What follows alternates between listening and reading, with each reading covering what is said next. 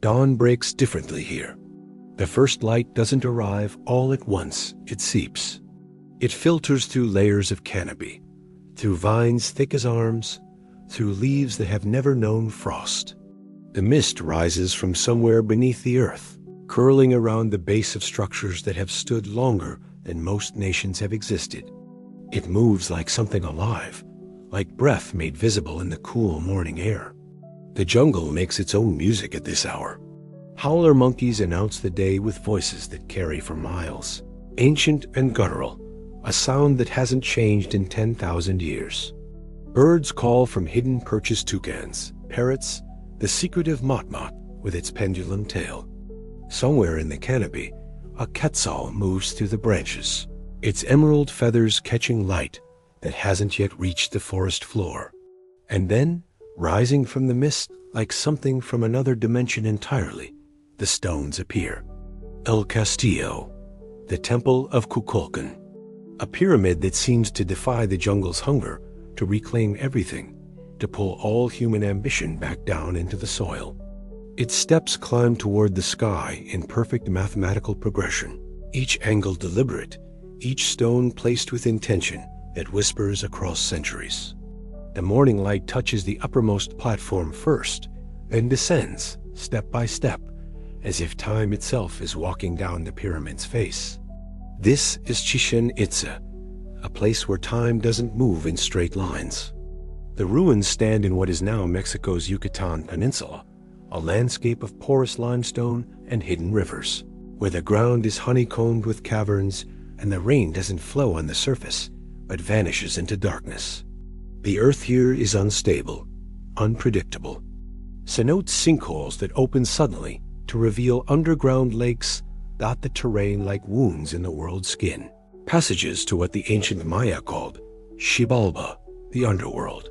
But even now, in the 21st century, with tourists arriving by the busload and archaeologists armed with LiDAR and ground-penetrating radar, Chichen Itza keeps its secrets.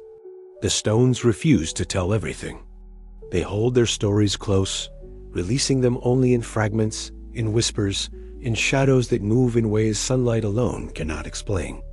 Picture yourself here, before the crowds arrive, before the heat becomes oppressive and the vendors set up their stalls. In this liminal hour, when the jungle and the ruins exist in a kind of negotiation, neither fully wild nor fully tamed, you can almost hear what the stones are trying to say. Time behaves strangely here, always has. The Maya knew this. They built their entire civilization around the understanding that time is not a river flowing in one direction, but a wheel, a cycle, a serpent eating its own tail. And here, in this city they called the mouth of the well of the Itza, they constructed something that would outlast empires, outlast languages, outlast the memory of why it was built. The mist begins to lift. The stones emerge more fully now, their gray surfaces textured with age and rain and the patient work of lichen. Tourists will arrive soon, cameras ready, following guides who will tell them dates and names and approved histories. But for now, in this breathing space between night and day, the city belongs only to itself, and to whatever still lives in the stones. According to the textbooks, the story is straightforward enough. Chichen Itza rose to prominence during the late Classic and Terminal Classic periods of Maya civilization. Roughly between 600 and 1200 CE, it became one of the largest and most powerful cities in the Maya world, a political and economic center that drew trade routes like a magnet draws iron filings. Its sphere of influence stretched across the Yucatán and beyond, its architecture borrowing from both Maya and Central Mexican traditions evidence. Archaeologists say of cosmopolitan connections and possibly the arrival of the Itza people, whose origins remain debated. The city's layout reveals careful urban planning. The Great North Platform holds the most famous structures. El Castillo at the center, the Great Ball Court to the northwest, the Temple of Warriors to the east. Further south, the old Chichen section contains earlier constructions in the purest Puc Maya style. Between these zones, Causeways called sakbib, white roads, connect ceremonial areas, their raised limestone surfaces still visible after a millennium. This was a city of traders, astronomers, priests, and artisans. Its markets would have bustled with goods from distant regions: obsidian from the highlands, jade from Guatemala, turquoise possibly from as far north as present-day New Mexico, shells from both coasts.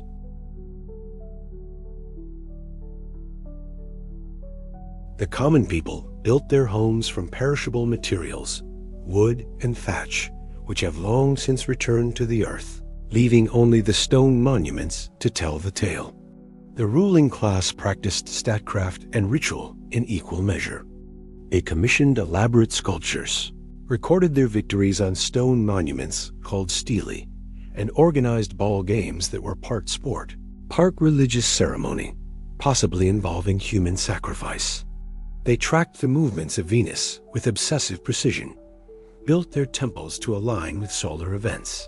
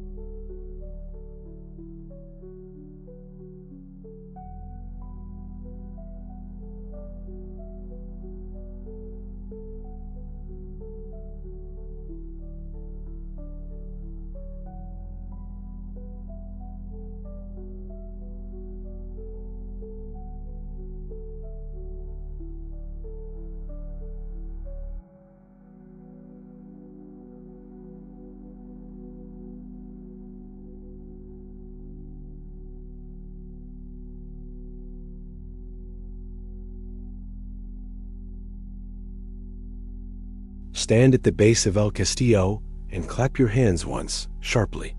The pyramid responds. Not with a simple echo that would be unremarkable, a mere acoustic reflection bouncing off stone. No, what returns to your ears is something altogether stranger. A sound that begins as your hand clap, but transforms in the instant of its return into something organic, almost avian. A chirp. High-pitched, descending, uncannily similar to the call of the resplendent quetzal, the sacred bird of Mesoamerican mythology. Do it again. Same result. The effect is consistent, reproducible, measurable with modern equipment. Acoustic engineers who have studied the phenomenon confirm it. The stepped configuration of El Castillo's staircases acts as an acoustic filter, transforming percussive sounds into a specific frequency pattern that mimics the quetzal's distinctive cry. The scientific explanation is elegant. Sound waves travel up the staircase, reflecting off each step at slightly different times due to the graduated riser heights and tread depths. These multiple reflections interfere with each other in a precise way, canceling some frequencies while amplifying others, ultimately producing a sound centered around 1,200 to 1,500 hertz, the exact range of a quetzal's call. Purely coincidental, says mainstream archaeology. An accidental byproduct of architectural proportions chosen for structural or aesthetic reasons, not acoustic ones. The Maya built a pyramid with specific ratios 9 platforms, representing the 9 levels of the underworld. 91 steps on each of 4 sides, plus the top platform totaling 365, matching the solar year, and the acoustic effect simply happened. But there's a problem with the coincidence theory. The quetzal wasn't just any bird to the Maya. It was sacred, embodying the god Kukulkan himself, the feathered serpent whose cult dominated late-period Yucatán religion. Quetzal feathers adorned the headdresses of the highest nobility. To kill the bird was forbidden. Its appearance was an omen, its cry a voice from the divine realm. To suggest that the most important pyramid in Chichen Itza, dedicated specifically to Kukulkan, accidentally produces the call of the god's sacred bird when anyone claps at its base strains credulity. Alternative researchers propose something more deliberate. They point out that the Maya demonstrated sophisticated acoustic engineering elsewhere. The ball court at Chichen Itza allows a whisper spoken at one end to be clearly heard at the other 500 feet away. The Temple of Warriors has acoustic properties that amplify and project a speaker's voice. The Caracol Observatory has chambers that produce distinct resonances at specific frequencies. These aren't accidents. They're design features. So when the pyramid responds to sound with the call of the quetzal, perhaps we're seeing evidence of acoustic knowledge far more advanced than typically attributed to pre-Columbian civilizations. Perhaps the Maya understood how stepped structures filter and transform sound waves. Perhaps they intentionally engineered this effect, creating a pyramid that literally speaks with the voice of their god. Some researchers go further. They suggest the entire pyramid functioned as a kind of acoustic instrument, designed to transform human sounds, clapping, drumming, chanting, into sacred sounds. Imagine a ceremony. Hundreds of people at the pyramid's base, clapping or striking drums in unison, and the pyramid responding with a chorus of quetzal calls, as if the god himself were answering. The psychological impact would be profound, reinforcing religious authority and creating an experience that seemed genuinely supernatural. There are even wilder theories. A fringe group of researchers interested in archaeoacoustics, the study of sound in ancient cultures, has proposed that the pyramid's acoustic properties might have been used for altered states of consciousness. Certain sound frequencies, they note, can affect human brain waves, potentially inducing trance states. Could the priests of Kukulkan have understood this? Could they have used the pyramid's acoustic properties not just for religious theater, but for genuine neurological manipulation? Mainstream archaeology remains skeptical. The mathematical calculations required to predict acoustic behavior in complex three-dimensional structures are difficult even with computer modeling. To suggest the Maya did this without such tools requires either luck or knowledge. We have no other evidence they possessed, and yet the pyramid speaks. Every time, with perfect consistency. Visitors clap at the pyramid's base hundreds of times a day now, delighted by the chirping echo, recording it on their phones, sharing it online. Most see it as a curious quirk, an interesting acoustic phenomenon explained by angles and distances. Few pause to consider the implications if it was intentional. Because if the Maya could engineer this, if they understood sound physics at this level, what else might they have known?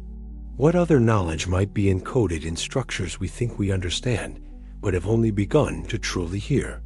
As the sun climbs higher, casting shorter shadows across El Castillo's face, the pyramid waits, patient, ready to speak to anyone who knows how to ask, ready to chirp back the call of a sacred bird, extinct in these forests for centuries, yet somehow still present, still singing in the geometry of ancient stone.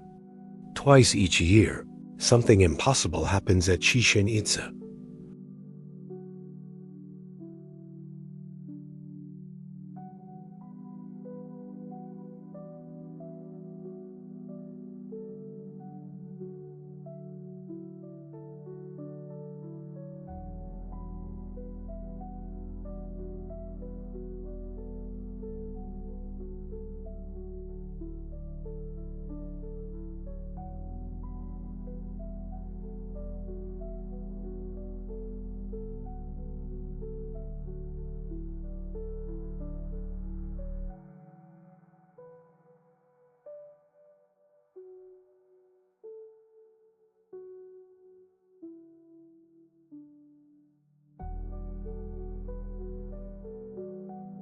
The illusion flows downward, connecting finally with the massive stone serpent head carved at the staircase's base.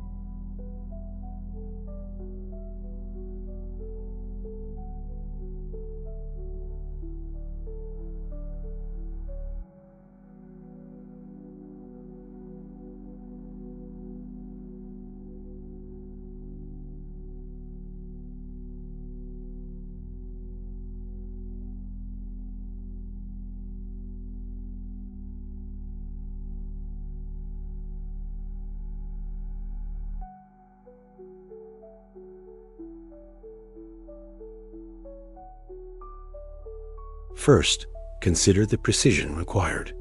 El Castillo Isenti just aligned to the equinox, is aligned to the equinox at this latitude, at this specific location on Earth's surface.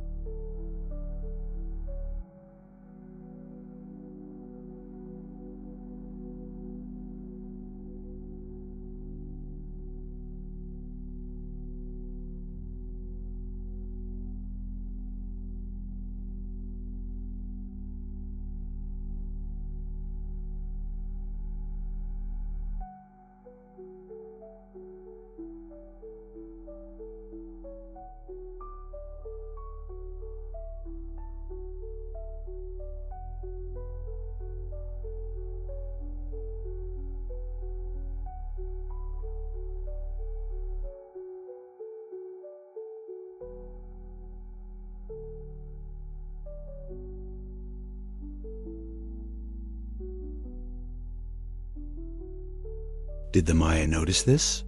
Did it mean something to them?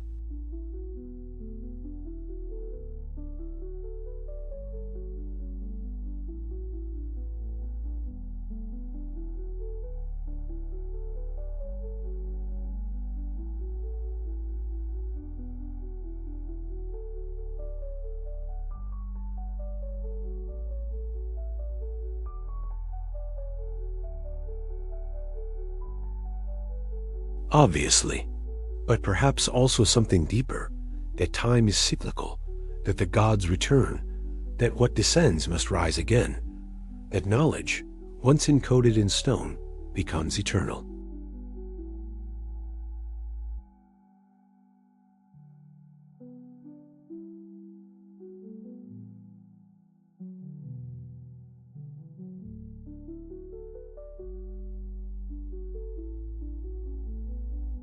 And the feathered serpent descends once more from the sky.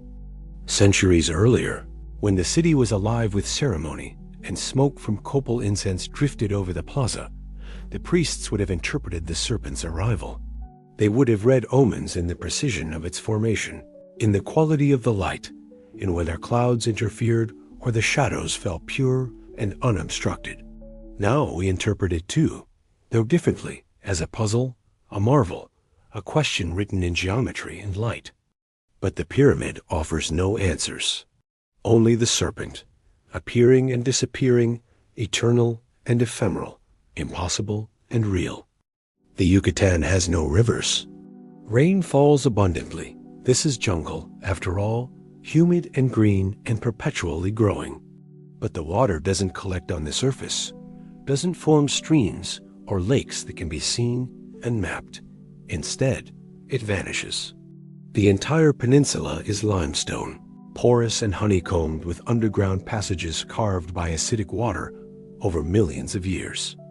Rivers flow here, vast ones, but they flow in darkness, invisible, forming an aquifer system hundreds of miles long, connecting the interior to the sea through channels no human has fully explored.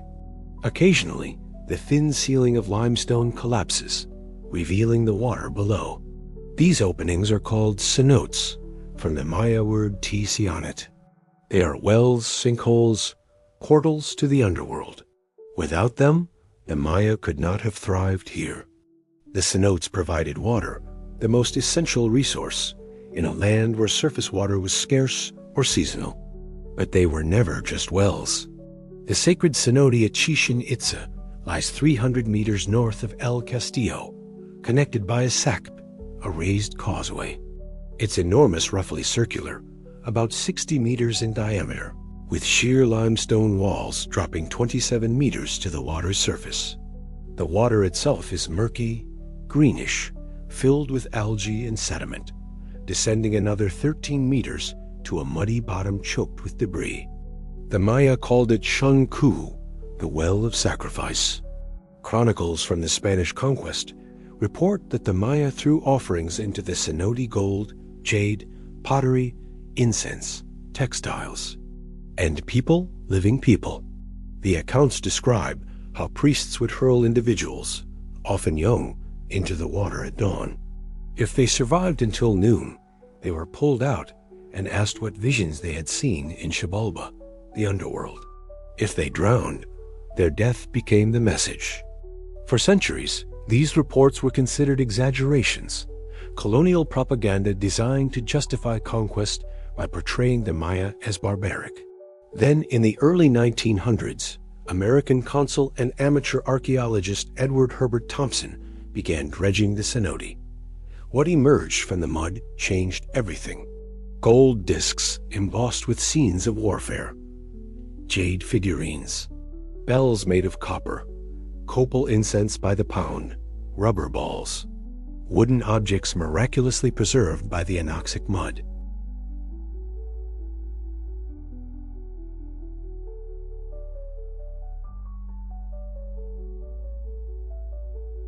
Some showed signs of trauma consistent with being thrown from height.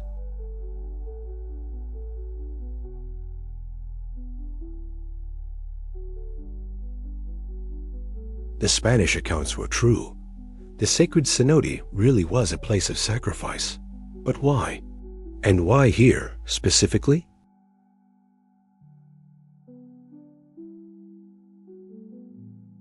Cenotes were sacred, openings to Xibalba, where the rain god Shak and other underworld deities dwelled. During droughts or times of crisis, the Maya would offer their most precious possessions, including human lives, to appease the gods and ensure rain. The practice makes cultural sense, fits within patterns of ritual sacrifice found throughout Mesoamerica, and is supported by both physical evidence and historical documentation. Yet there are puzzles within the evidence. The gold objects, for instance. Gold wasn't native to the Yucatán. The nearest sources were in Panama and Costa Rica, over 1,000 miles south. Some of the gold discs show artistic styles from those regions, suggesting they were manufactured there and transported north. This implies trade networks of astonishing extent, maritime routes capable of moving heavy metal objects across hundreds of miles of open ocean, and a valuation of gold that made such transport worthwhile. Other artifacts are even more perplexing. Some jade pieces show craftsmanship inconsistent with known Maya techniques. A few objects, including a wooden mask, seem impossibly old based on stylistic analysis. Yet radiocarbon dating hasn't been comprehensively done on all cenote materials due to preservation challenges and methodological disputes. And there's the question of whether all the human remains represent sacrificial victims. Some researchers have noted that the age and sex distribution doesn't match what would be expected if the cenote received only ritual sacrifices. There are too many adult males, for one thing, and some skeletons show signs of violent death skull fractures. Embedded projectile points, suggesting they might have been warriors killed in battle, then ceremonially deposited. Were the bones of defeated enemies thrown into the cenote? Were the deaths sacrificial or commemorative? Alternative theorists have proposed more radical interpretations. Some suggest the cenote functioned as an oracle site, where individuals would be submerged but not killed, held underwater briefly to induce oxygen deprivation and hallucinations, then revived and questioned about their visions. This would explain why some Spanish accounts mention survivors. The deaths would then be accidental, some candidates failing to survive the ordeal, rather than the primary intention. Others point to the cenote's position in relation to the city layout and propose it serve as a kind of geomantic anchor, a deliberate exploitation of the underground aquifer's properties.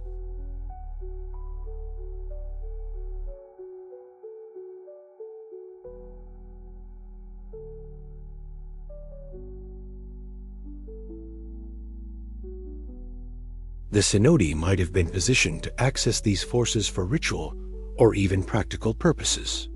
More speculative researchers suggest the cenote was part of a network. They note that other major Maya cities, Chichen's rival Mayapan, the earlier capital of Jebel Chalton, also built their most important structures near prominent cenotes. They propose that cenotes were deliberately chosen as city sites, that their underwater connections formed a sacred geography, and that the Maya tracked and mapped this hidden network, possibly using it for purposes we don't yet understand. Modern diving expeditions continue to explore the sacred cenote and others throughout the region. In 2019, divers discovered an underwater cave system beneath Chichen Itza previously unknown, containing intact artifacts and human remains in areas the cenote's surface access couldn't reach. This suggests the Maya may have been free diving with held breath, or possibly using reed breathing tubes to place offerings or retrieve items from underwater chambers. The more we explore, the more questions emerge. Why were some offerings carefully placed while others were hurled from above? Why do ceramic styles in the cenote span centuries, suggesting continuous use? Why do some jade pieces show signs of burning before being thrown in, where they pass through fire as part of the ritual? And then there's the strangest detail, barely mentioned in archaeological reports, but noted by multiple researchers. The water in the sacred cenote has unusual properties. It's more saline than other nearby cenotes, contains higher concentrations of certain minerals, and has been found in some tests to contain traces of psychoactive compounds, possibly from plants thrown in as offerings, possibly from algae that thrive in this specific chemical environment. Did the Maya drink this water? Use it in ceremonies? Did the priests who descended to retrieve survived sacrifices taste the water and experience altered states themselves? The cenote keeps its secrets. The limestone walls have listened to prayers and screams for over 1,000 years. The water has received jade and gold, and bone, and fear, and hope, and desperation. And somewhere in the darkness below, in the flooded passages that connect this cenote to others across the peninsula, the underground rivers continue to flow, carrying water and history and dissolved minerals, and perhaps, just perhaps, a few more secrets we haven't yet dredged up into the light. Deep in the muddy bottom of the sacred cenote, mixed with jade and pottery and human remains, lay dozens of gold objects. Gold discs, mostly. Embossed, decorated, depicting scenes of battle and ritual. Some as large as dinner plates, weighing several pounds each. They gleamed even after centuries underwater, untarnished, waiting. Here's the problem. There is no gold in the Yucatán. None. The peninsula's geology doesn't support gold deposits. The Maya of Chichen Itza couldn't have mined it locally because it simply doesn't exist there. The nearest significant gold sources are in Costa Rica and Panama, roughly 1,200 miles to the south. Some gold exists in what is now Colombia and Honduras, but still hundreds of miles away, across mountains, rivers, and hostile territories. Yet there it was, pounds of it, thrown into a well. The standard explanation involves trade. The Maya, after all, were accomplished merchants with networks spanning Central America. They traded cacao, obsidian, jade, salt, feathers, textiles. Why not gold? These discs, archaeologists argue, came north through trade routes, possibly via maritime transport along the Central American coast.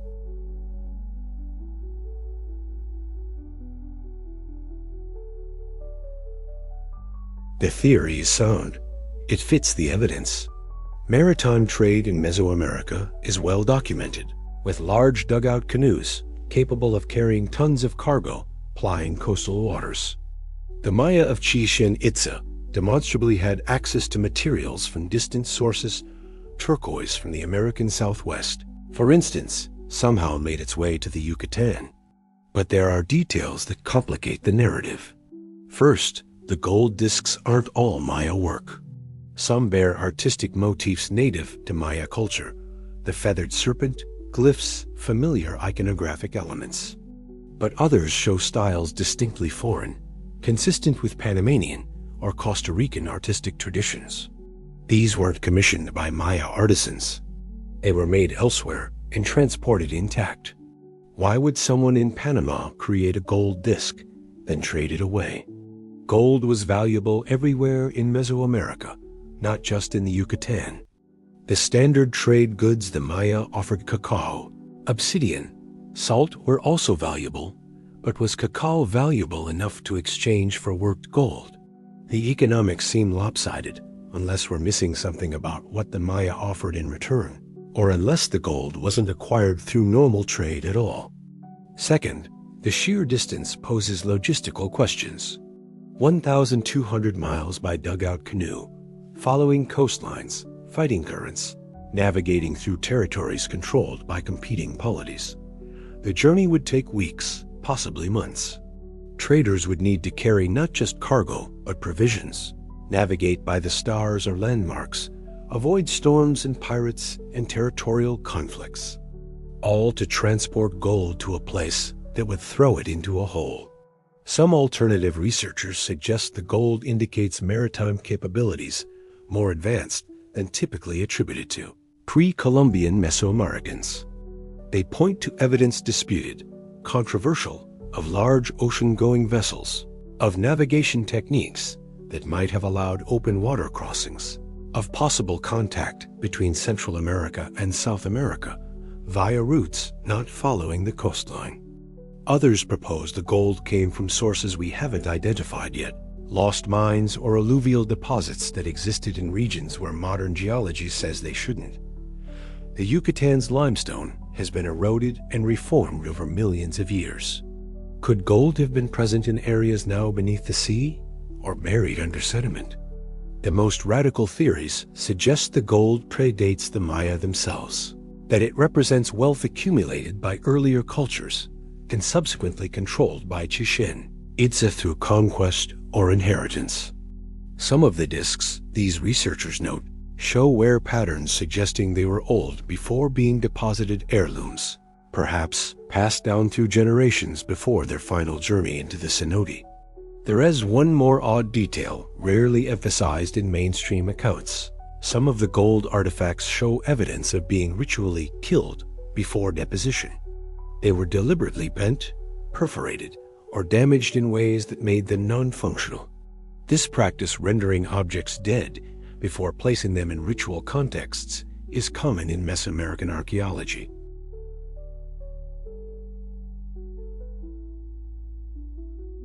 If it was valuable enough to transport 1,200 miles, why destroy it before throwing it away?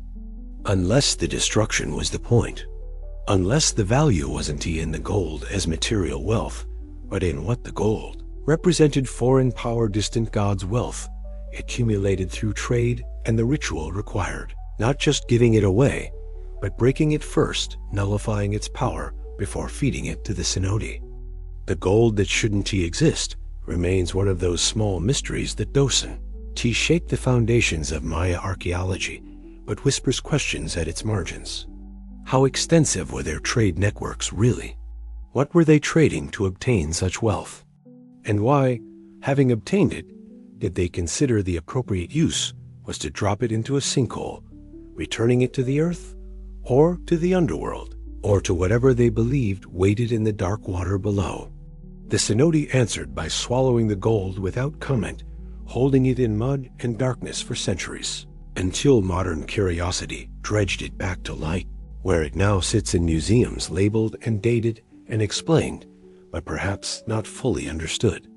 Some nights in the Yucatan are so clear that the stars don't twinkle, they burn. Away from modern light pollution, far from cities and highways, the night sky reveals itself the way the ancient Maya would have seen it: vast, dense with stars, the Milky Way a river of light arcing overhead. In this darkness, you can understand why civilizations became obsessed with the heavens, why they watched and recorded and calculated with such dedication. The Maya didn't just observe the sky, they mapped it, mathematized it, built their entire conception of time and divinity around its movements. Their astronomical achievements are staggering by any standard. Without telescopes, without precision instruments beyond sticks and sight lines, they calculated the length of the solar year to 365.2420 days only, 2 days off from the modern calculation. They tracked Venus's synodic period, the time between its appearances as evening or morning star, as 584 days, exactly matching modern measurements. They predicted solar eclipses and understood the mechanics of the lunar cycle well enough to create correction factors that kept their calendars aligned over centuries. But perhaps their most sophisticated astronomical structure at Chichen Itza, el Castillo, it's the Caracol. The Caracol sits on a raised platform in the southern section of the complex. Its name, Spanish for snail, derives from the interior spiral staircase that winds up through the circular tower. The structure is unusual: a cylindrical building atop a rectangular platform atop another rectangular platform, a geometric sandwich that seems deliberately designed to create height and to orient the upper chamber toward specific sky views. Archaeoastronomers who have studied the Caracol identify it clearly as an observatory. Windows and openings in the upper chamber align with significant astronomical events. The sunset on the spring equinox, the northern and southern extremes of Venus's rising position, a sunset position at summer solstice. The building is axis Isen, T aligned with cardinal directions, but offset by 27.5 degrees, an angle that makes no architectural sense unless it is deliberate, and which happens to align with other astronomical phenomena. Mainstream science interprets the caracol as sophisticated but comprehensible. The Maya were brilliant observers who, over centuries, accumulated enough data to recognize patterns in celestial movements. They built structures to formalize and systematize these observations. The caracol functioned like an ancient planetarium, a place where priest astronomers could watch, measure, and predict. This explanation satisfies most researchers. It accounts for the evidence, fits within the known capabilities of Maya culture, and parallels astronomical practices in other ancient civilizations. But there are details that resist easy explanation. First, the precision. Aligning a window to sunset on the equinox requires knowing exactly when the equinox occurs, which requires years of observation and mathematical calculation to determine. But aligning windows to Venus's extreme positions, which occur once every 8 years and whose dates shift relative to the solar calendar, requires understanding not just Venus's cycle, but how it interlocks with Earth's orbit. The Maya accomplished this without understanding heliocentrism, without knowing Earth and Venus orbit the Sun. They did it through pure observational persistence and mathematical sophistication, treating celestial bodies as following complex patterns rather than simple paths. How many generations of observation did this require? How was the knowledge transmitted across centuries? The astronomical alignments at the caracol work consistently, suggesting the building was designed from complete knowledge, not incrementally adjusted. Either the Maya had completed all necessary observations before building it, or they inherited astronomical data from an earlier source. Second, the obsession with Venus specifically. Many ancient cultures tracked the sun and moon. Their cycles are obvious and affect daily life through seasons and tides. But Venus requires deliberate attention. It's bright, but not overwhelming. Its pattern appearing as morning star for months, disappearing, reappearing as evening star, disappearing again repeats on an 8-year cycle that's not immediately obvious without long-term record keeping. Yet the Maya were obsessed with Venus. They tracked it with manic precision. Their inscriptions reference Venus's position more often than any other celestial body except the sun and moon. They timed wars around Venus's appearances. They considered certain Venus positions inauspicious and altered agricultural and ceremonial schedules accordingly. Why? What made Venus so important? Mainstream archaeology points to religious symbolism. Venus was associated with Kukulkan, with warfare, with transformation. Fair enough. But why those associations? Why did Venus become connected to war and not Mars, which is red like blood? Why was Venus the herald of transformation? Alternative researchers proposed that the Maya's Venus obsession might reflect memory of a catastrophic event. Some catastrophe theorists suggest that Venus's orbit hasn't always been stable, that in the distant past, it might have passed closer to Earth or behaved irregularly, creating spectacular sky displays that terrified ancient peoples. The Maya's tracking of Venus, in this view, isn't just religious, but precautionary watching for signs the planet might become dangerous again.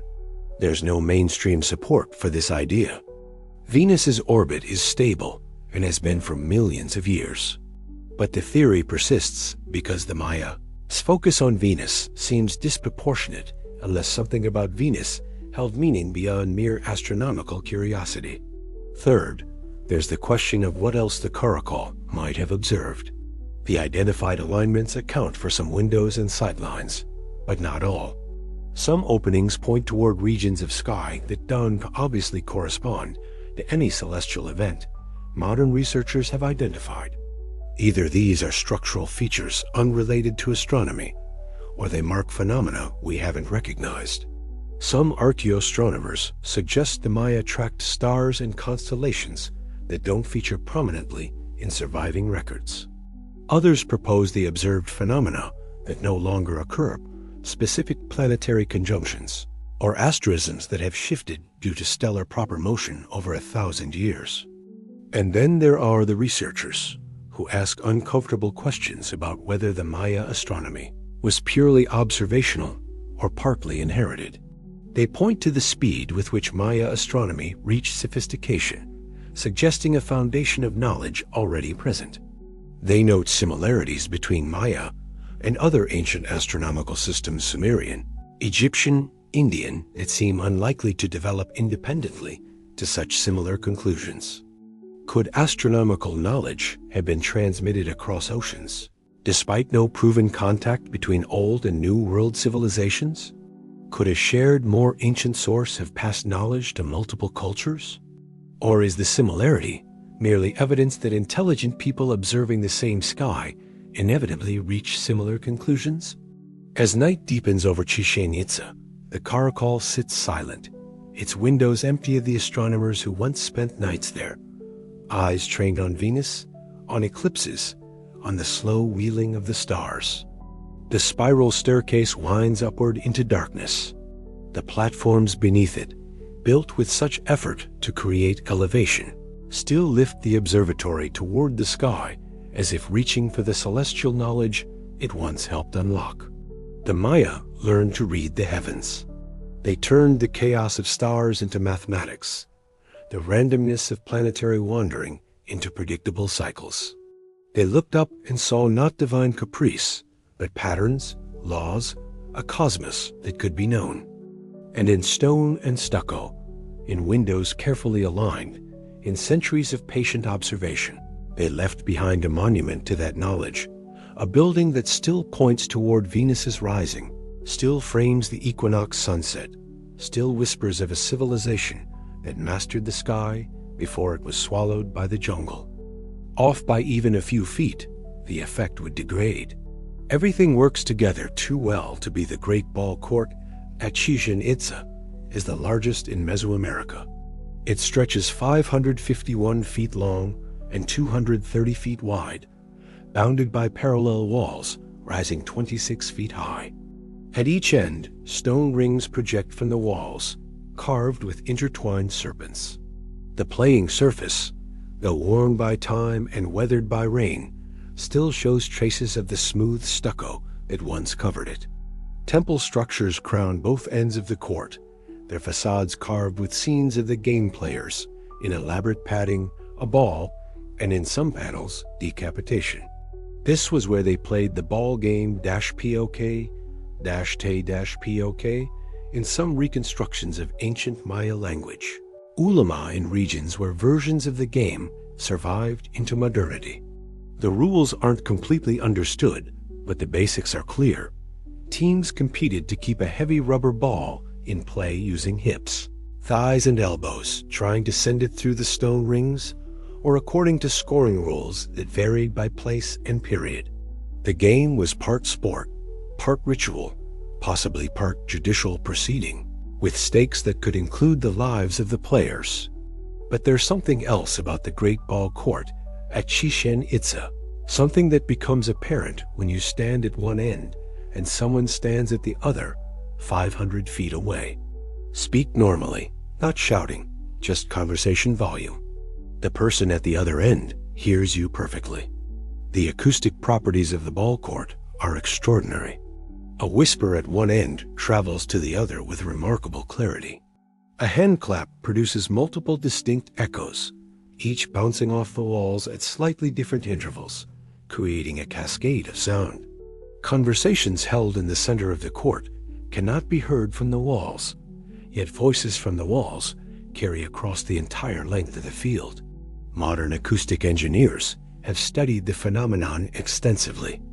The ball court functions like a whispering gallery architectural feature where sound waves travel along curved surfaces, remaining coherent over distances where they would normally dissipate. The parallel walls, their height, their spacing, and even the angle of their surfaces all contribute to channeling sound longitudinally down the court, while suppressing lateral spread. The engineering required to achieve this acoustically is sophisticated. The walls can't be simply flat and parallel. It would create chaotic reverberations, not clear transmission. The surfaces need specific curves, specific textures. A distance between walls must fall within certain ratios relative to their height. Even the playing surface matters. Its smoothness affects how sound reflects or is absorbed.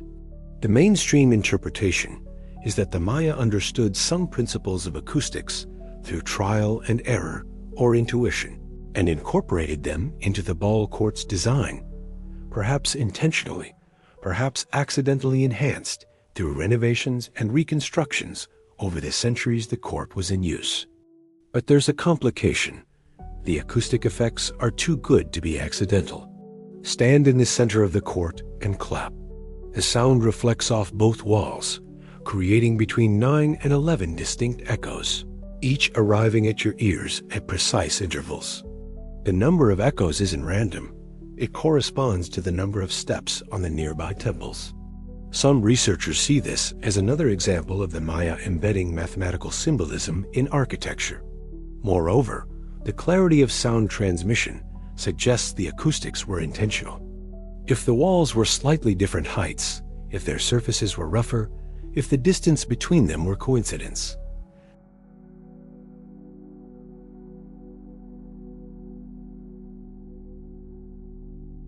One theory: the game had verbal components.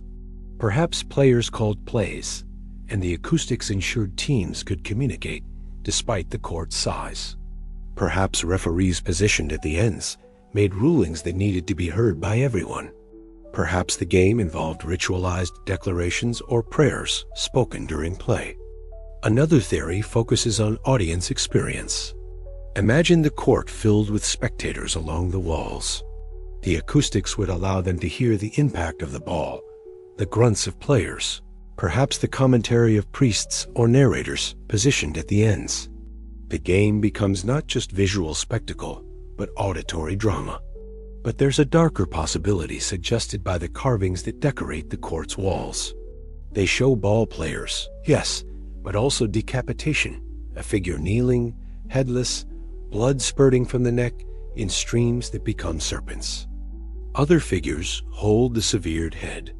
The exact meaning is debated, but many researchers interpret these scenes as depicting human sacrifice associated with the ball game, either the winners or losers being ritually killed after particularly important matches. If the ball court was used for sacrificial rituals, the acoustics take on a different meaning. A voice speaking from the sacrificial platform at one end would carry to spectators throughout the court.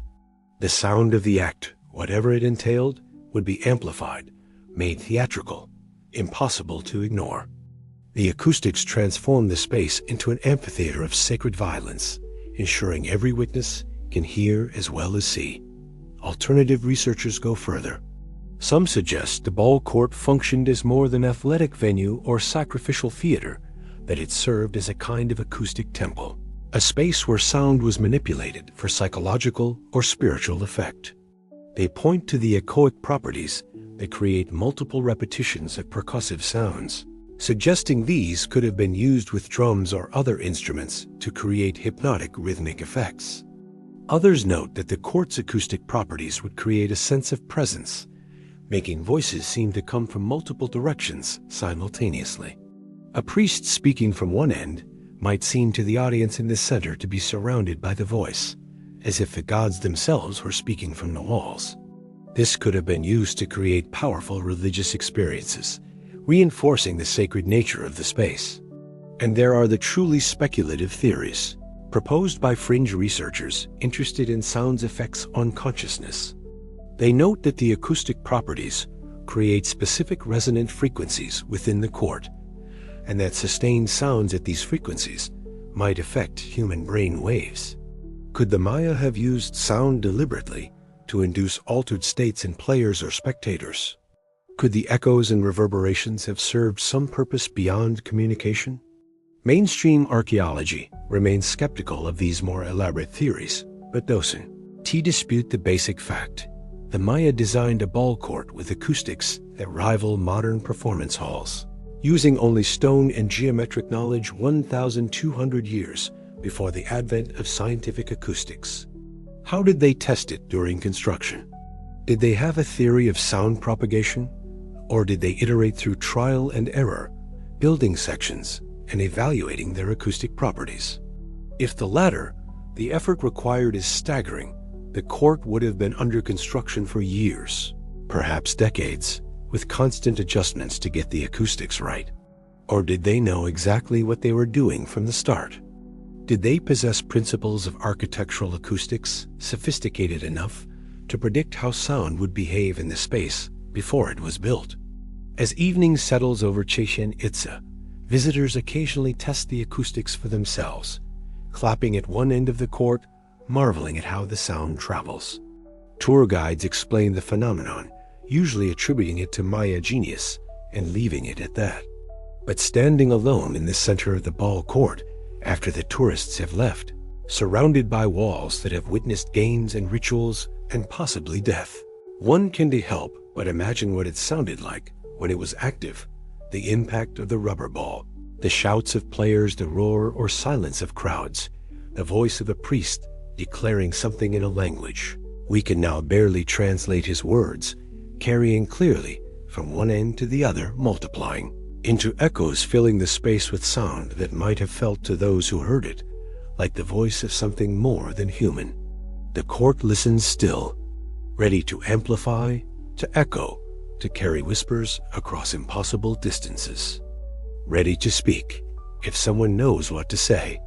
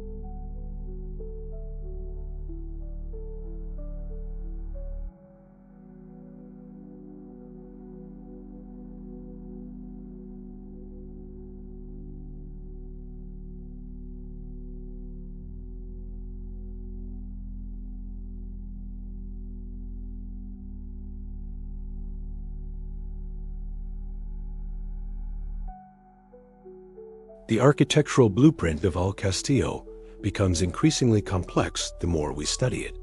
It's not one building, but multiple buildings, integrated across time, possibly incorporating natural features, designed with mathematical and astronomical precision, acoustically sophisticated, and potentially harboring chambers or secrets we haven't yet accessed.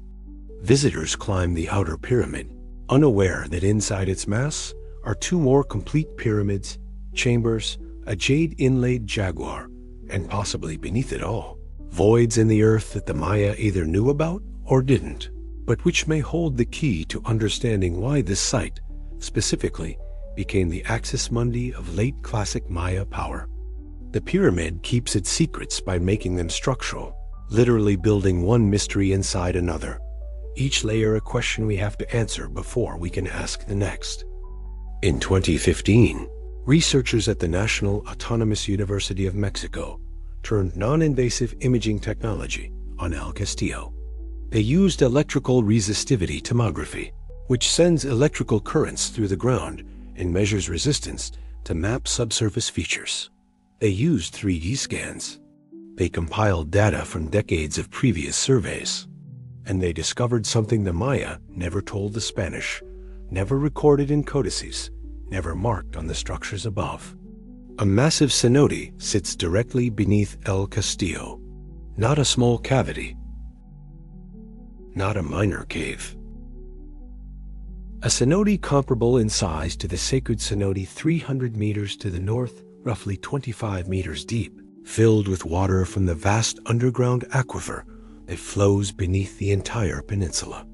The pyramid, it turns out, is built on a thin shell of limestone over a hidden lake. The discovery was both shocking and, in retrospect, obvious. The entire Yucatán is riddled with cenotes.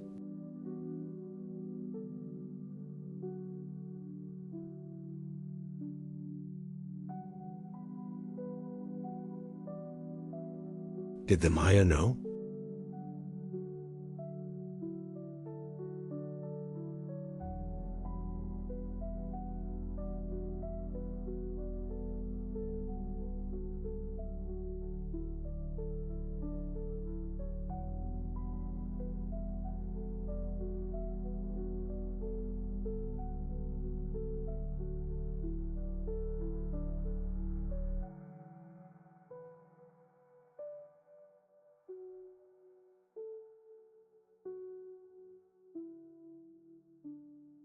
The cenote's presence might have been considered auspicious, another connection between the surface temple and the underworld below.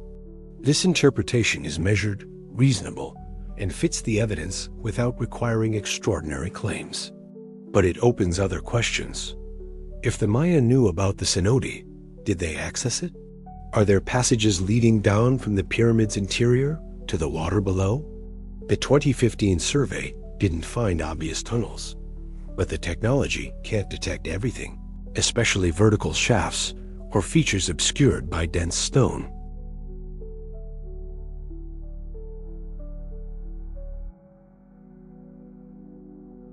But confirming them would require destructive excavation that no one wants to risk on a UNESCO World Heritage Site.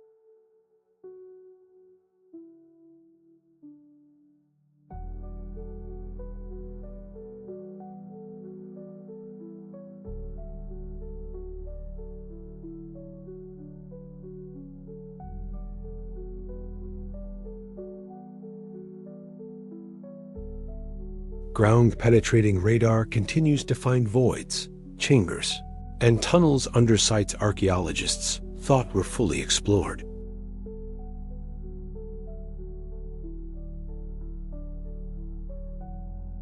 Not just the cenote, but chambers carved into the limestone, tunnels connecting sacred buildings, storage areas, burial vaults, or spaces whose purpose we can't yet imagine, because we don't yet know they exist.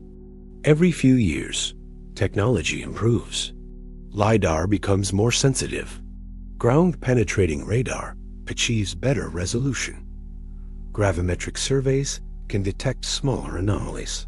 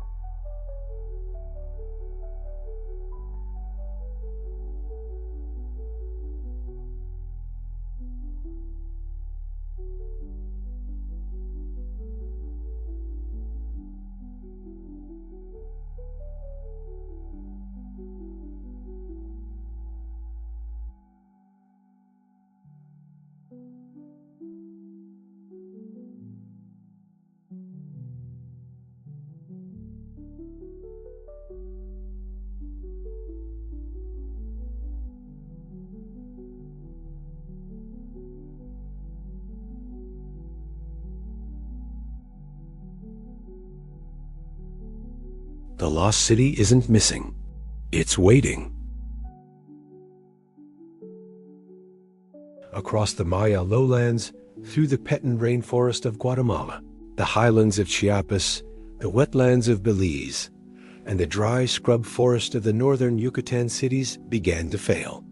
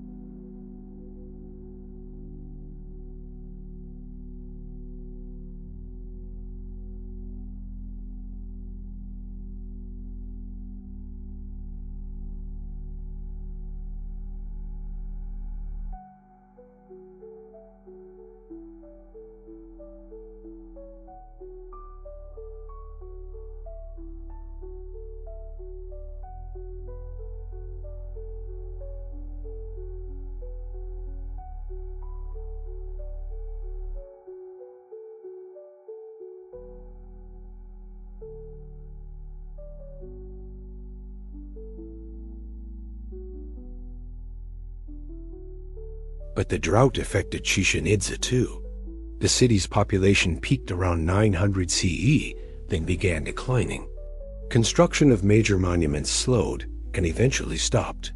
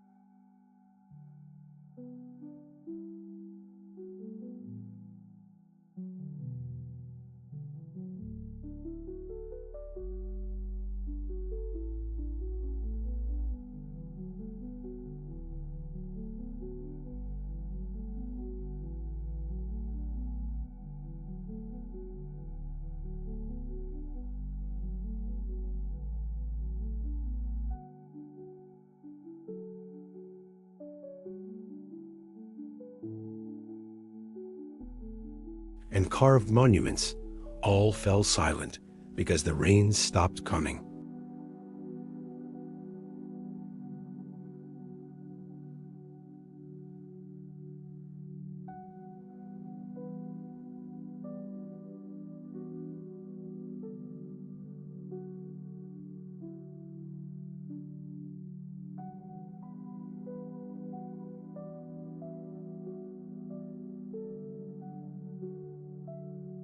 The increase in offerings at the sacred cenote toward the end of the classic period might be evidence of desperation, throwing more gold.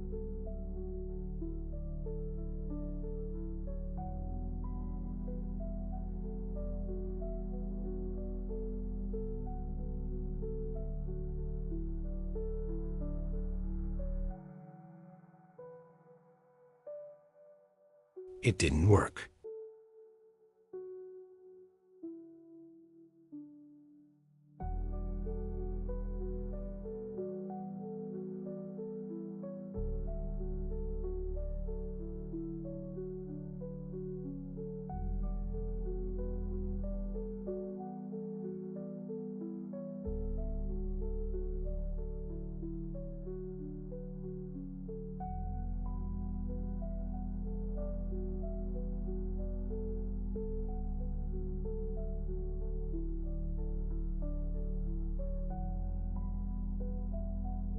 If they believed that, it might explain the relative lack of panic evident in the archaeological record. Cities weren't burned or besieged. There's limited evidence of mass violence or desperate last stands. Instead, people seem to have gradually dispersed, moving to areas where water remained available, abandoning the ceremonial centers that had defined their civilization. It's as if they accepted the collapse, as if they'd always known it was inevitable, written in the stars.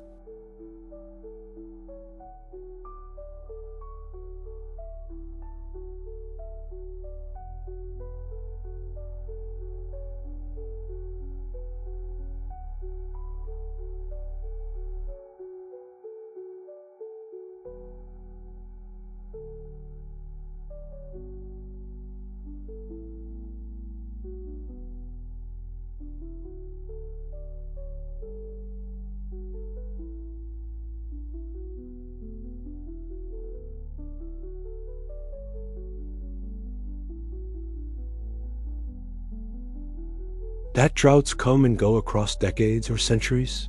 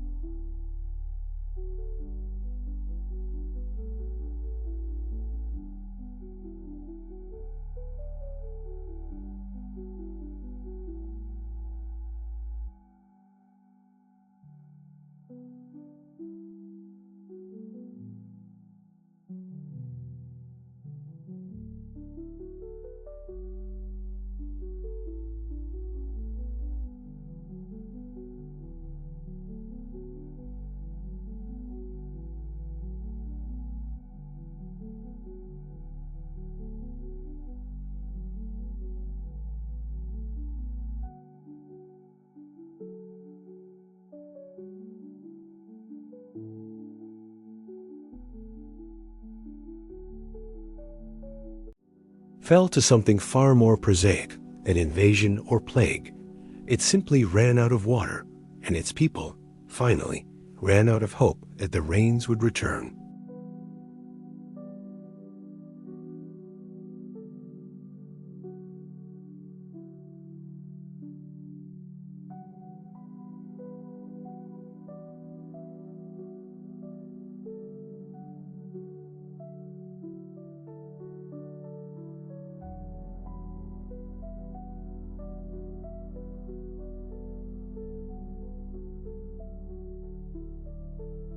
In several structures at Chichen Itza, archaeologists have found something perplexing. Massive stone doors. Not doorways. Actual doors, movable stone panels designed to pivot or slide, closing off chambers or passages. Some of these stones weigh 20 tons or more. They're carved from single blocks, precisely shaped, fitted into slots and channels in the surrounding masonry. The question is simple. How did the Maya move them? 20 tons is the weight of several modern automobiles. It's a mass that requires substantial force to budge, even with wheels and pulleys, neither of which the Maya had. They possessed no metal tools suitable for cutting or moving such weights, no draft animals large enough to pull them, no evidence of cranes or complex machinery. Yet the doors exist. They're there, fitted perfectly into place, balanced in some cases so well that despite their mass, they can still be moved by a few people applying leverage correctly. The mainstream explanation focuses on technique over technology. The Maya understood mechanical advantage using levers, rollers made from logs, ropes, and enormous amounts of human labor. Moving a 20-ton block isn't impossible with these tools. It's just slow and requires careful planning. You dig channels, lay down roller logs, use multiple teams pulling in coordinated efforts, inch the stone into position over days or weeks. For door panels designed to pivot, the Maya apparently created sophisticated bearing systems. The stone balanced on a stone protrusion that fit into a socket, distributing weight so the door could rotate. Get the balance point exactly right, minimize friction, and even a massive door becomes movable. It's elegant problem solving, the kind of low-tech engineering that requires ingenuity and patience rather than advanced machinery. And it's entirely consistent with what we know the Maya could do. They moved millions of stone blocks to build pyramids after all. What's one more heavy stone? But there are details that nag at researchers. First, why make doors this heavy? If the goal is to close a passage, lighter stone panels would be infinitely easier to install and operate. The massive weight seems excessive unless it serves some purpose beyond mere function. Some archaeologists suggest the weight was a security feature doors too heavy for individuals to move without coordinated effort, ensuring chambers remain sealed unless multiple people work together. Second, the precision. These doors aren't crude blocks wedged into gaps. They're carved to fit their frames with minimal gaps, sometimes showing evidence of careful shaping to ensure smooth movement. Creating that precision with stone tools alone, the Maya had no iron tools that could cut limestone efficiently, would require enormous time and effort. Why invest so much labor unless the chambers being sealed were extraordinarily important? Third, there's the question of what these massive doors were protecting or concealing. Many of the chambers with such doors show no obvious contents. No, they're empty rooms, their original purposes unclear. Either whatever they contained has long since decomposed or been looted, or the significance of the spaces was symbolic rather than practical. Alternative researchers have proposed several theories, each more speculative than the last.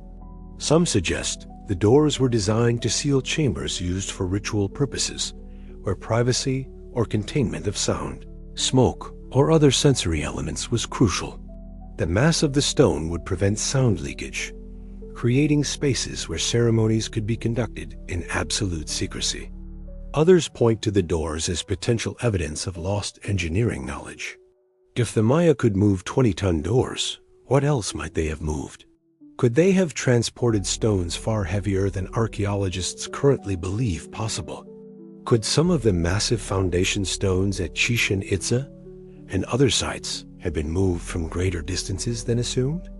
A fringe group of researchers interested in ancient technologies proposes the Maya might have used techniques we don't understand, perhaps methods involving sound, using resonance to reduce friction, or water, floating stones on temporary canals, or using hydraulic pressure, or lost mechanical devices that left no archaeological trace. These theories are speculative and lack direct evidence, but they persist because the sheer scale of Maya stonework sometimes seems to exceed what should be possible with the tools we know they had. There's also the mystery of whether all the massive doors were actually functional. Some may have been installed once and never moved again, symbolic doors, permanently sealing whatever lay beyond as a statement of finality or protection. Others show wear patterns suggesting repeated use, which raises the question: who was moving these doors, when, and why? The most pragmatic researchers note that we likely underestimate what is achievable with patient effort and deep knowledge of mechanical principles. The Maya had centuries to perfect their techniques, to train specialists, to develop tricks and methods that weren't recorded because they were common knowledge, passed from master to apprentice through hands-on teaching rather than written documentation. Still, standing before a 20-ton door carved from limestone, fitted precisely into its frame, you can't help but wonder, how many people did this take? How long? What were they thinking as they moved this impossible weight, inch by inch, knowing that if they miscalculated, if the stone shifted wrong, it could crush them instantly? And what was behind this door that made all that effort worthwhile? Most of these chambers are empty now. Whatever secrets they held, artifacts, knowledge, rituals, have been lost to time or theft or decay. The doors remain, though, heavy and mute, no longer guarding anything except questions about the people who made them and the civilization that could move mountains, one massive stone at a time.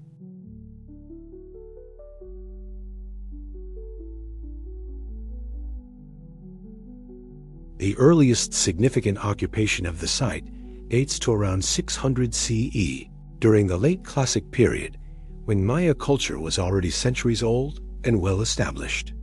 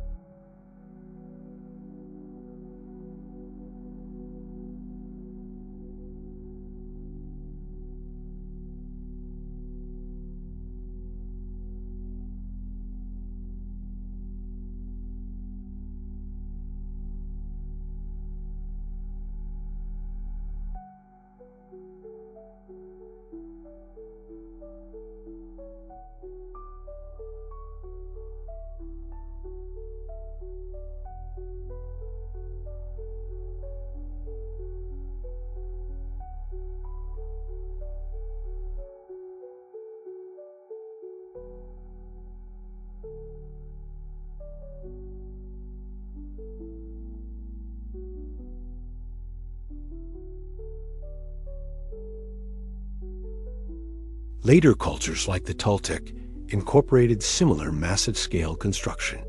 These capabilities seem to appear suddenly, fully formed, without obvious developmental stages. Where are the small-scale prototypes, the learning curve visible in simpler early attempts? It's as if the knowledge of how to build with megalithic stones arrived already mature, and cultures either had it or didn't. Some researchers propose the knowledge was inherited, passed down from an earlier, perhaps, more technologically sophisticated culture that existed during the preclassic or even earlier, a culture whose remains are now buried or whose sites haven't been recognized because they don't match our expectations of what ancient ruins should look like. There's geological evidence that dramatic environmental changes occurred in the region during the early Holocene. Rising sea levels at the end of the Ice Age submerged coastal areas. Climate shifts transformed landscapes. If an earlier civilization existed during this period, its traces might be underwater now, or so deeply buried under sediment and jungle growth that conventional archaeology hasn't found them. Cenotes, too, might hold clues. Underwater archaeologists have found artifacts in some cenotes that seem anomalously old or stylistically inconsistent with known cultures.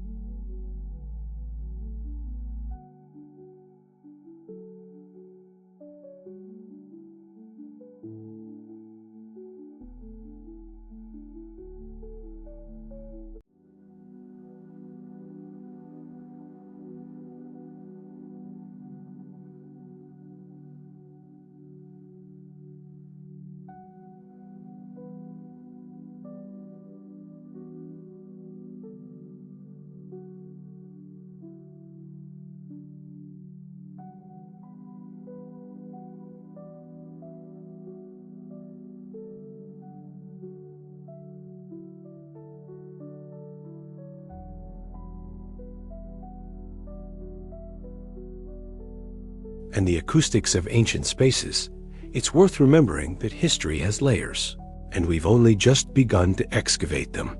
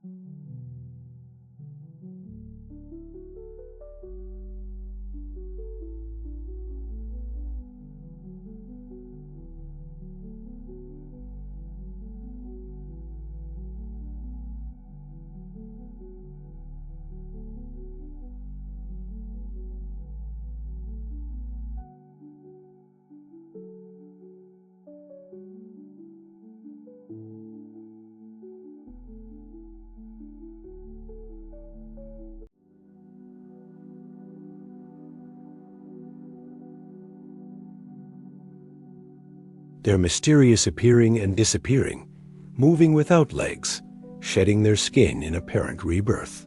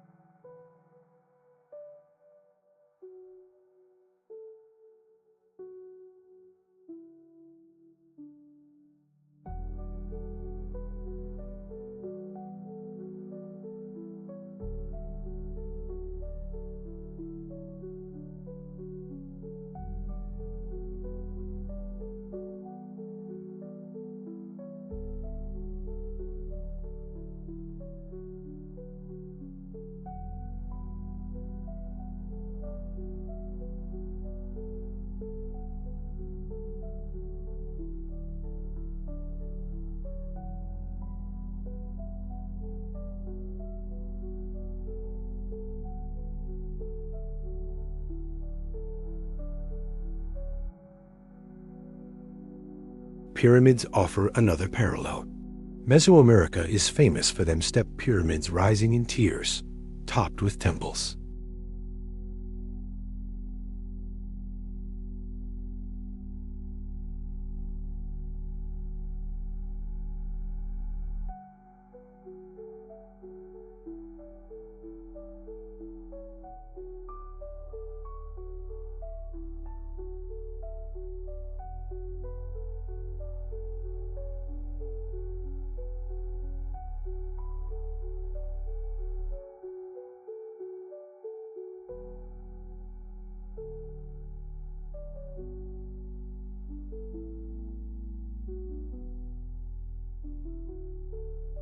Then there's astronomy.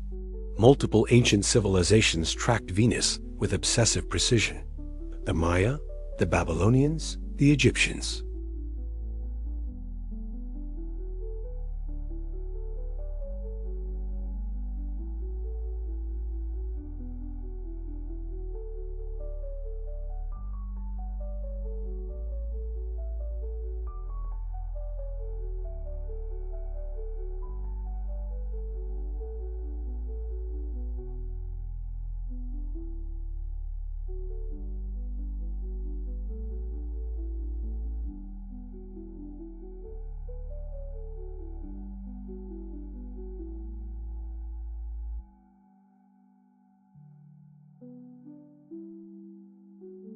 And Mesoamerica, all inherited knowledge from a single, earlier, more sophisticated civilization that was destroyed in some catastrophe.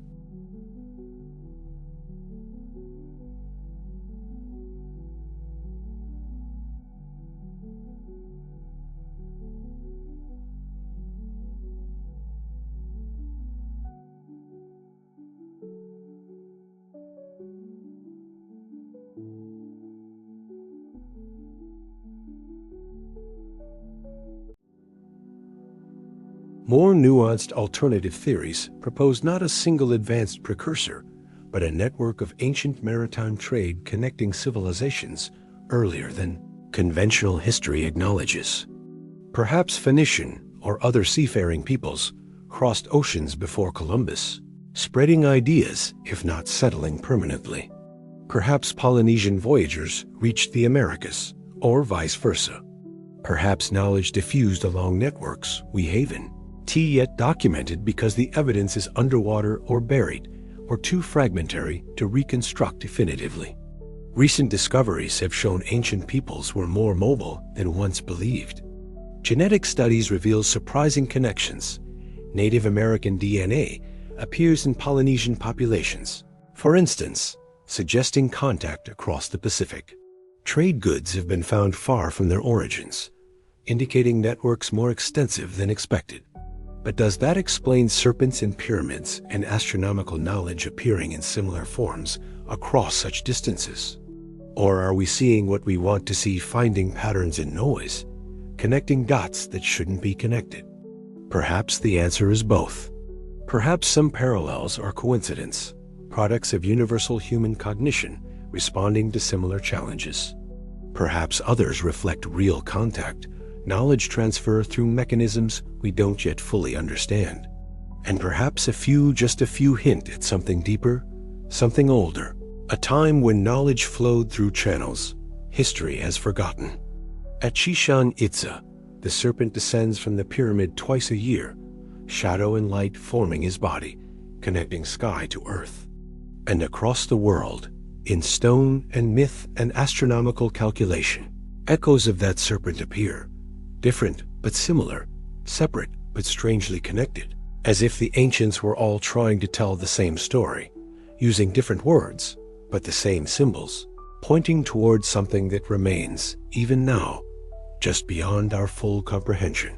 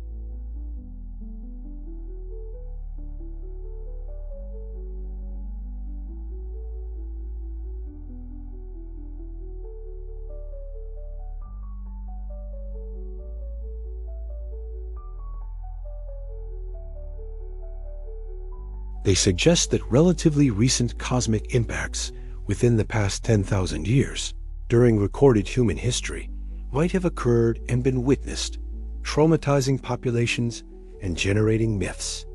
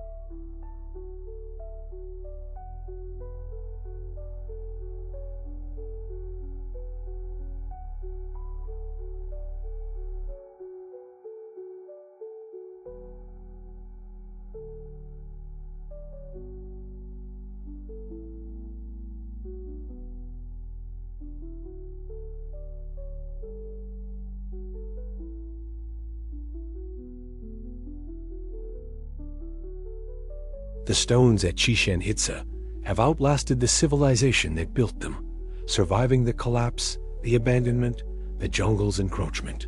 They endured not one catastrophe, but many: droughts, wars, the slow dissolution of the culture that gave them meaning. And they'll endure others: hurricanes, erosion, the eventual geological processes that will grind even pyramids back to sand. Perhaps that was the point.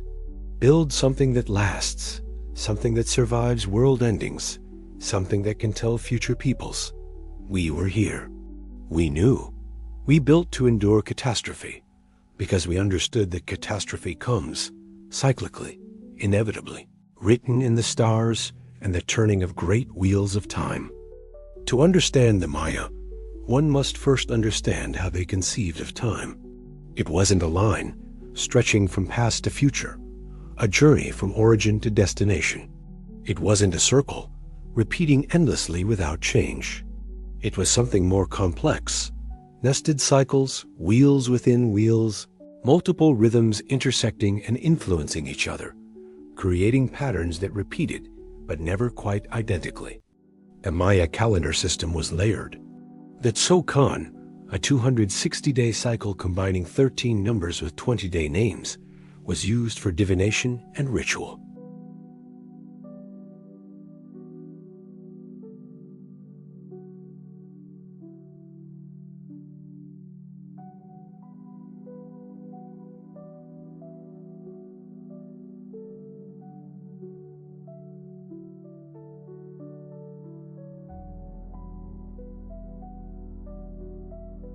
But the Maya added something more: the long count, a linear tally of days from a mythological starting point, equivalent to August 11, 3114 BC in the Gregorian calendar.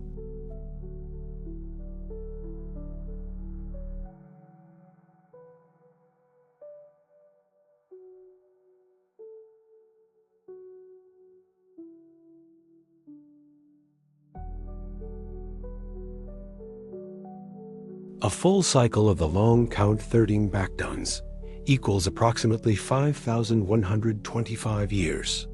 The cycle that began in 3114 BC completed on December 21, 2012, a date that gained pop culture notoriety as an alleged Maya prophecy of world-ending apocalypse.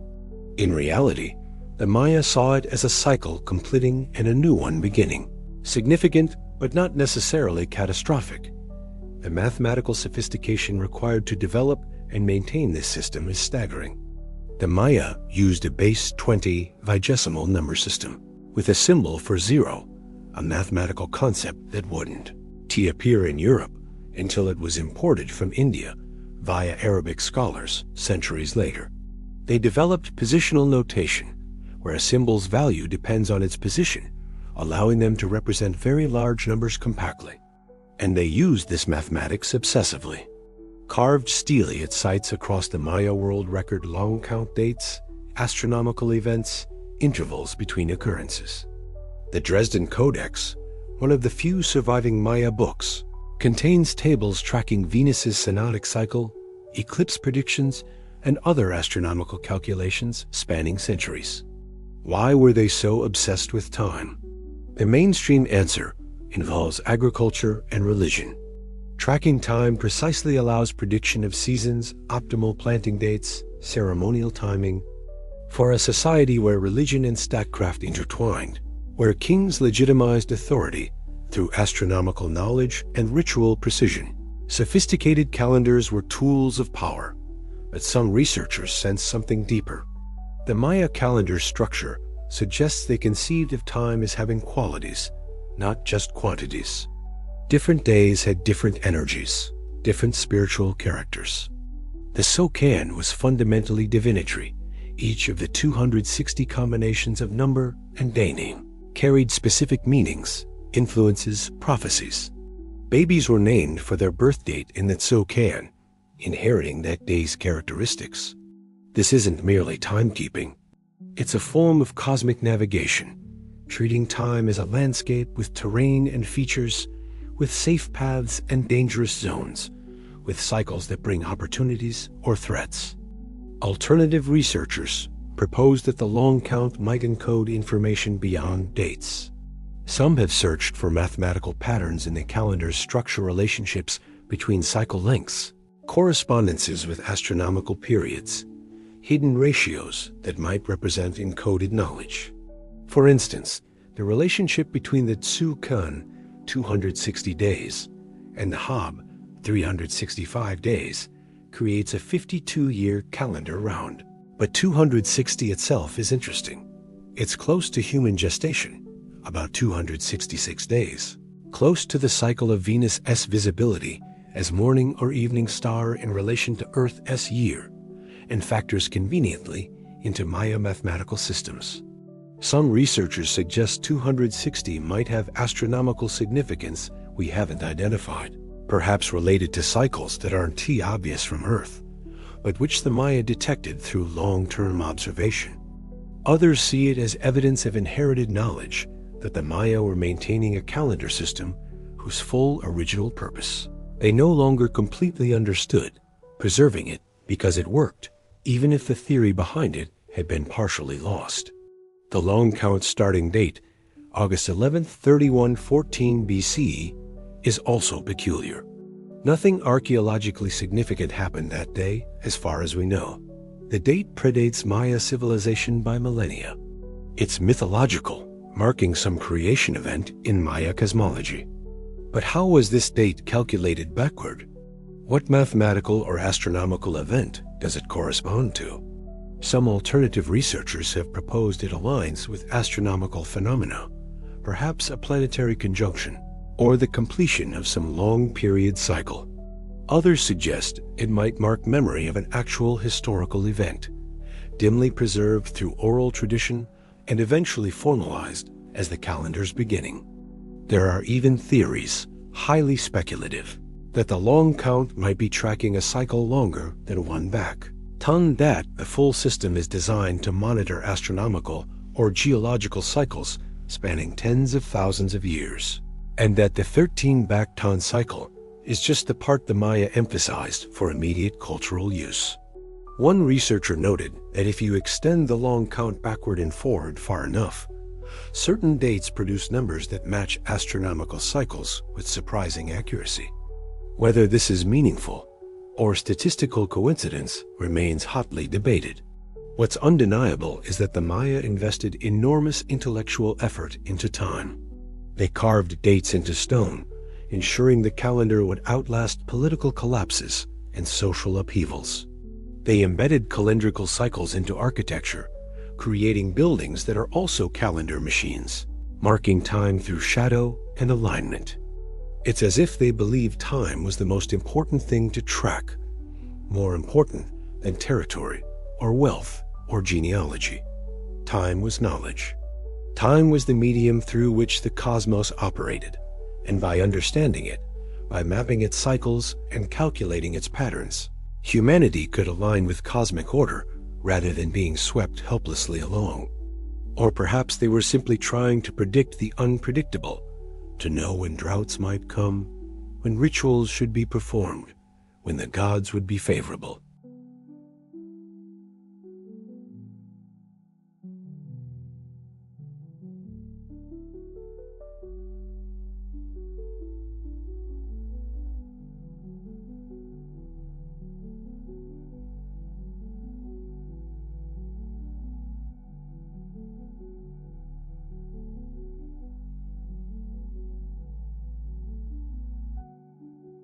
The long count, mostly dormant for centuries, was revived by modern scholars decoding the glyphs, reconstructing the system, and calculating backward and forward across millennia. At Chichen Itza, the calendar is written in stone in the 91 steps of El Castillo, totaling 365, in the astronomical alignments, marking solstices and equinoxes, in the shadows that descend on schedule, precise as mathematics. Time sleeps here, but it also speaks counting itself in geometry and light waiting for anyone willing to learn its language, a language of cycles and patterns of wheels turning within wheels, of a cosmos that the Maya believed they had successfully measured, mapped, and understood at least for the duration of this current world. Age this moment in the great turning before the next cycle begins.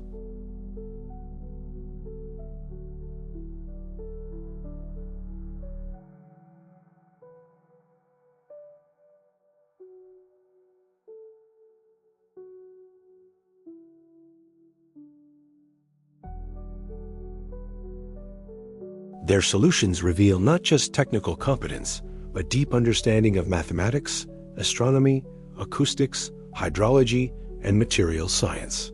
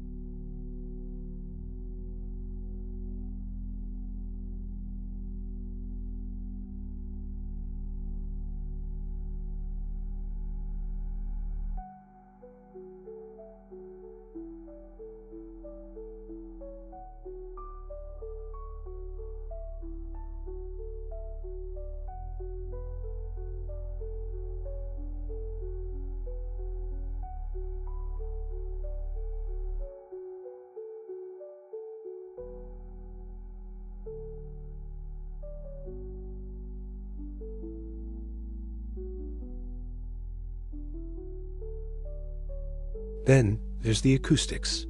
We've discussed the ball court's transmission properties and El Castillo's Quetzal chirp echo, but acoustic engineering appears throughout Chichen Itza.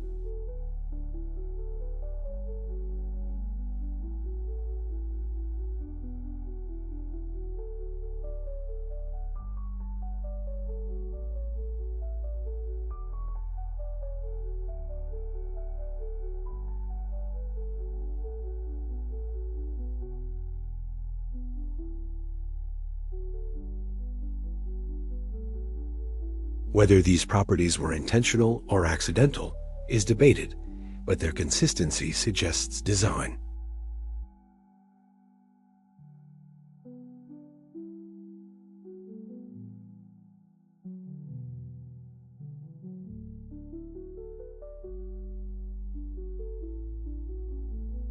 This might mean the Maya designed these spaces to optimize vocal projection for specific purposes: rituals, political speeches, theatrical performances.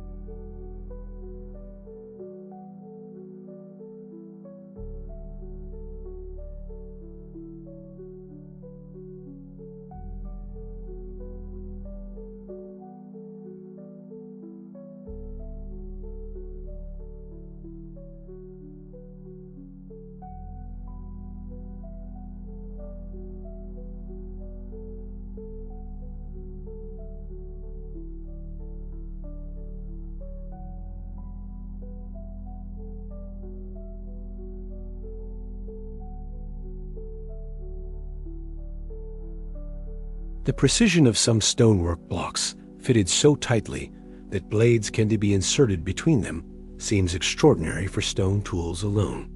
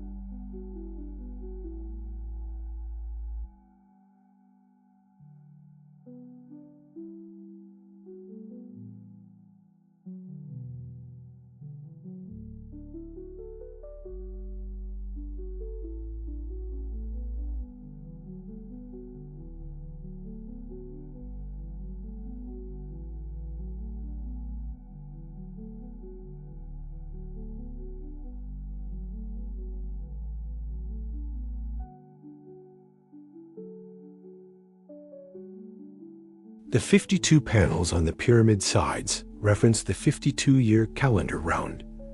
The 365 total steps encode the solar year. The building is simultaneously temple, calendar, astronomical observatory, and cosmic diagram.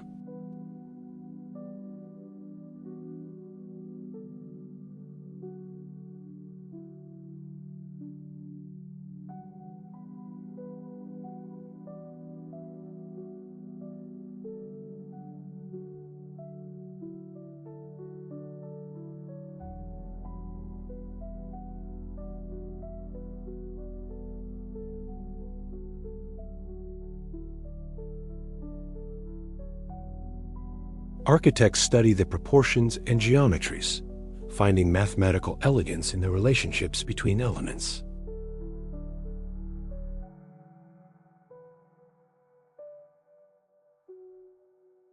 The Maya weren't just builders.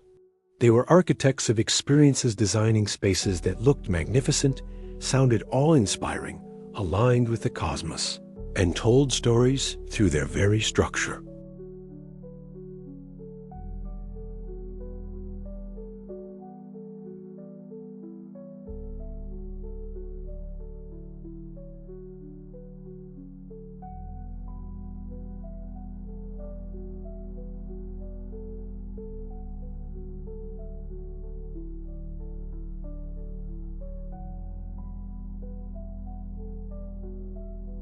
The stones hold their positions, aligned as they have been for over a millennium, still catching light and casting shadows according to the geometry their creators encoded. The architects of sound, light, and shadow are gone, but their work remains, speaking in frequencies and angles, in echoes and alignments, in the enduring language of stone, shaped by knowledge and will into forms that transcend mere building to become something approaching eternal. Buried in the technical appendices of archaeological reports, mentioned briefly in scholarly papers, are details about skeletal remains from Chichen Itza that raise quiet questions. The sacred cenote yielded human bones, as we've discussed, victims of sacrifice thrown into the water. But analysis of these remains revealed unexpected patterns.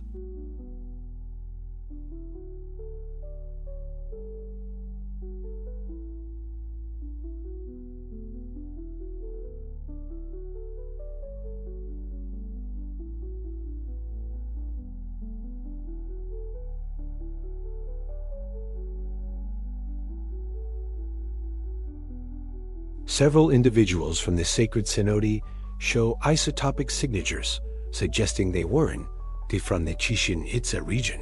Some appear to have grown up in coastal areas, others in highlands hundreds of miles away.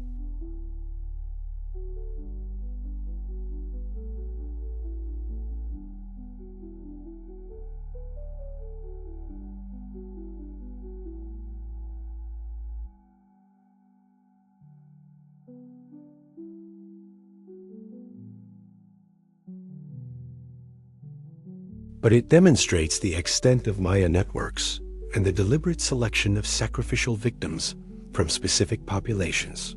More peculiar are the dental modifications. Multiple skulls from the cenote and burial contexts show deliberately filed teeth incisors shaped into points, molars carved with grooves or inlays of jade, pyrite, or hematite.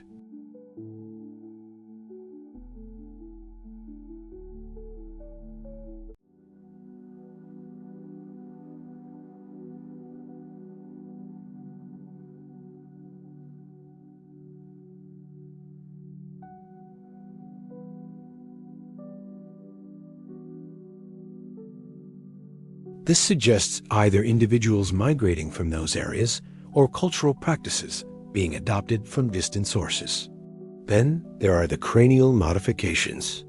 The Maya practiced intentional cranial deformation, binding infants' heads to create elongated or flattened skulls.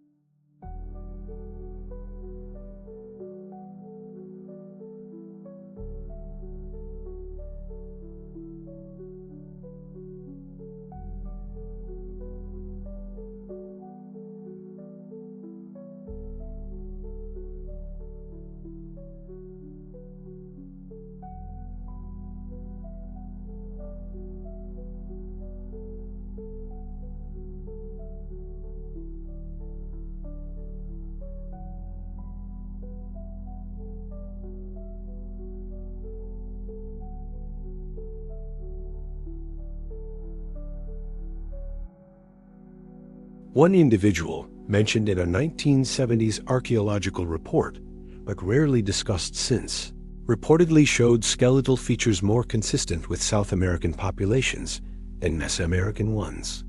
If accurate, this could suggest contact with South American cultures, a hypothesis mainstream archaeology mostly rejects due to lack of corroborating evidence. But the skeleton exists, or existed, raising the question of what its presence means. There's also the matter of trauma. Many cenote skeletons show evidence of violent death skull fractures, broken bones, embedded projectile points.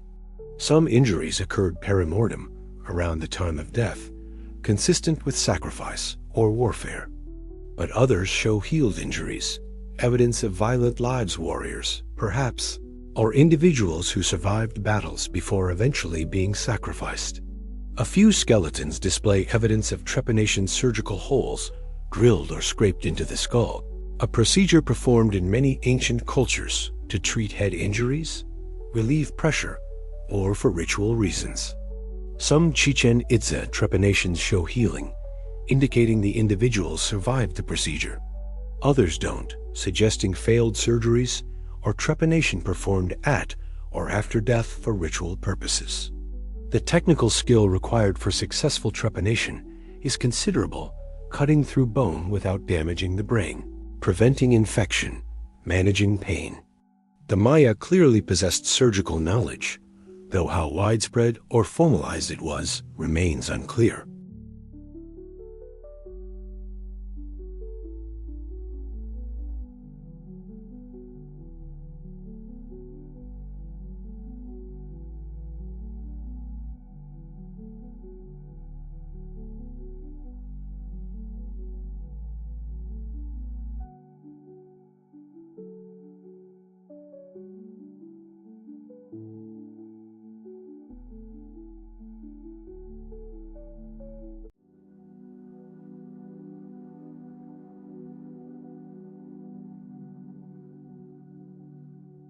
These anomalies are minor, footnotes in the archaeological record.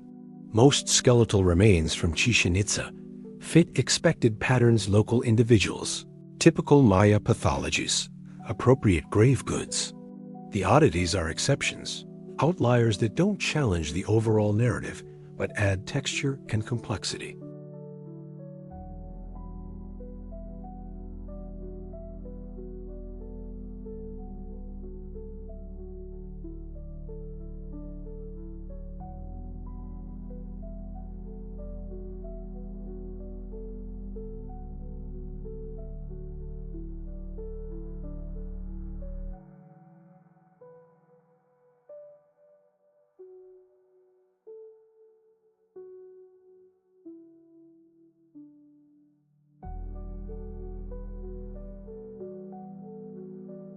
And what did they know about the city they entered?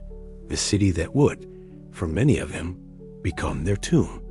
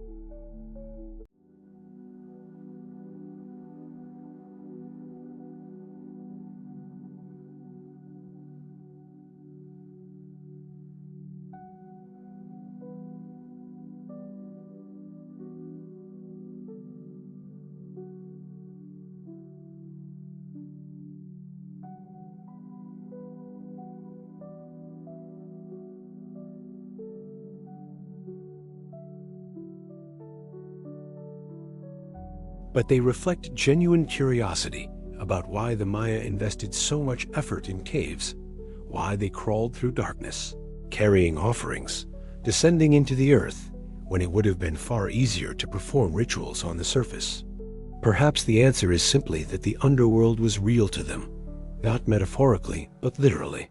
The caves were where the underworld could be physically accessed. To descend into darkness, to leave offerings in chambers where no light had ever shone, was to venture into the realm of gods and ancestors, to communicate directly with forces that controlled life and death reign and drought the cycles that determined whether civilizations thrived or collapsed. The Maya understood they lived on a thin crust above vast darkness. The earth was hollow beneath them, filled with water and stone and mystery. And in that darkness, they believed lay answers. If one was brave enough, faithful enough to climb down into the black, to navigate passages where a wrong turn meant being lost forever, to make offerings and prayers in spaces that felt perhaps like the edge of existence itself. The caves remain, most unexplored, most unmapped. Beneath the jungle, beneath the ruins, beneath the tourists and cameras and explanatory plaques, the underworld waits silent dark, holding in its passages and chambers 1,000 years of offerings and prayers and human presence, and perhaps deeper still secrets that no one has yet thought to look for. There is no record of the final ceremony performed at Chichen Itza. No inscription records the last date, no stela marks the moment when the priests descended the pyramid for the final time, when the incense burned down to ash and no one lit new coals, when the plaza emptied and the rituals that had structured time for centuries simply stopped. We know it happened sometime around 1200 CE, perhaps as late as 1300. The city didn't fall suddenly. There was no conquest, no burning, no mass grave marking catastrophic defeat. Instead, Chichen Itza faded. Population declined. The elite moved away or lost power. Construction ceased. The great architectural projects that had defined generations went unfinished. Their final stones left unplaced, their carvings incomplete. Commoners likely continued living in the area for a while, farming, perhaps still using the cenotes for water, but the ceremonial heart went silent. The pyramids stood empty. The ball court hosted no more games. The observatory's windows framed stars, but no astronomers watched them, recorded them, calculated from them. Why? The drought was part of it, decades of insufficient rainfall, agricultural stress, social strain. Political fragmentation played a role. The alliance systems and trade networks that sustained Chichen Itza's power collapsed as other cities faced similar crises. Perhaps internal conflicts, elite competition, or social revolution undermined centralized authority. But droughts end. Rains return. Cities can recover from hardship. Why didn't Chichen Itza? Perhaps because something fundamental broke. The legitimacy of the elite rested on their ability to mediate with gods, to ensure cosmic order, to bring rain through ritual and sacrifice. When the rain didn't come despite endless offerings, despite priests performing every ceremony with meticulous precision, despite gold and jade and human lives thrown into the cenote, the system's credibility collapsed. If the gods don't answer, why worship them? If the pyramids don't ensure prosperity, why maintain them? If the calendar's cycles bring drought instead of abundance, why continue counting? The Maya didn't abandon their culture entirely. They regrouped, rebuilt elsewhere, continued their traditions in modified forms. Mayapan rose as a new capital after Chichen Itza's decline, but something changed. The monumental architecture ceased. The long count calendar fell out of use, replaced by the shorter-term calendar round. The era of grand ceremonial centers ended. Chichen Itza became a ruin even before the Spanish arrived. When conquistadors reached the Yucatán in the 16th century, they found the pyramids already ancient, overgrown with jungle, inhabited only by small populations who told stories of the ancestors who had built these structures but no longer lived here. For the Maya who remained nearby, Chichen Itza transitioned from living city to sacred ruin, a place of ancestors and memories. Pilgrims occasionally visited, leaving offerings at the cenote even after the city was abandoned, a practice that continued sporadically into the colonial period and perhaps even later. The jungle took over. Trees grew from plazas. Vines covered walls. Roots penetrated masonry, slowly dismantling what centuries of Maya engineers had constructed. Rain eroded stucco, washing away the colors. Carvings wore down. Roofs collapsed. The jungle is patient. It reclaims everything eventually. For centuries, Chichen Itza slept. Not literally, animals inhabited the ruins. People passed through. Locals knew the site existed. But it faded from broader consciousness, becoming a legend, a memory, a place spoken of but not understood.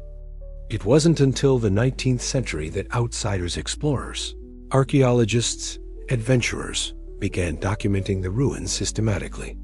They hacked through jungle, mapped structures, sketched carvings, hauled artifacts to museums.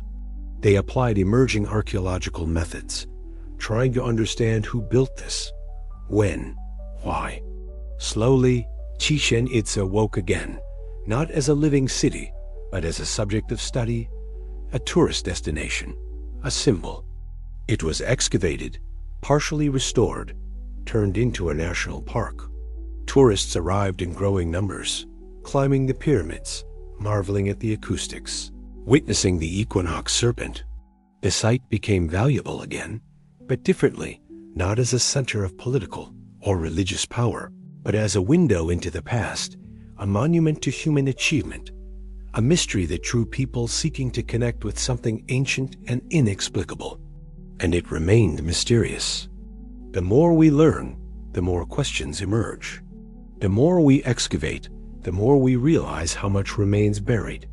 The more we decode inscriptions, the more we recognize how much of the Maya worldview remains inaccessible, locked in a language we can translate, but perhaps never fully understand. The last ritual performed at Chichen Itza might have been dramatic, a final desperate ceremony, priests knowing the city was failing, offering everything they had left to gods who had stopped answering. Or it might have been mundane, routine ritual performed by an aging priest who didn't know it would be the last, who descended the pyramid expecting to return, but circumstances conspired and no one did. We'll never know. That moment is lost to time, unrecorded, unmarked. The city simply went silent, but silence isn't emptiness. The stones remain. The geometry endures. The alignments still function. El Castillo still catches the equinox sunlight. The serpent still descends in shadow every March and September, whether anyone watches or not. The calendar encoded in architecture still counts days, still marks cycles, independent of human attention. In this sense, Chichen Itza never truly died. It entered a different state, dormant, perhaps, but not dead, waiting. The stones hold the knowledge their creators embedded. The proportions encode the mathematics. The alignments point to stars that still rise and set exactly where the Maya predicted they would. And now, in the 21st century, Chichen Itza lives again in a new form.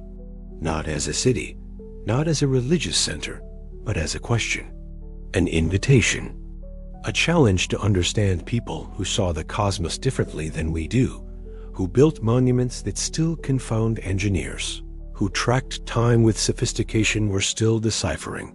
The last ritual ended centuries ago, but perhaps a new ritual has begun, the ritual of seeking, questioning, exploring. The ritual of standing at the base of El Castillo at dawn, watching light touch the pyramid's summit, and wondering what its creators were trying to tell us, what messages they encoded in stone and shadow and sound. The city went silent once, but echoes remain. And in those echoes, if we listen carefully enough, we might still hear the whispers of a civilization that mastered time aligned with stars and built something meant to outlast the monuments, not just to their gods, but to their determination to be remembered, to leave behind evidence that they existed, thought, calculated, and built wonders in the jungle, where time sleeps but never truly dies.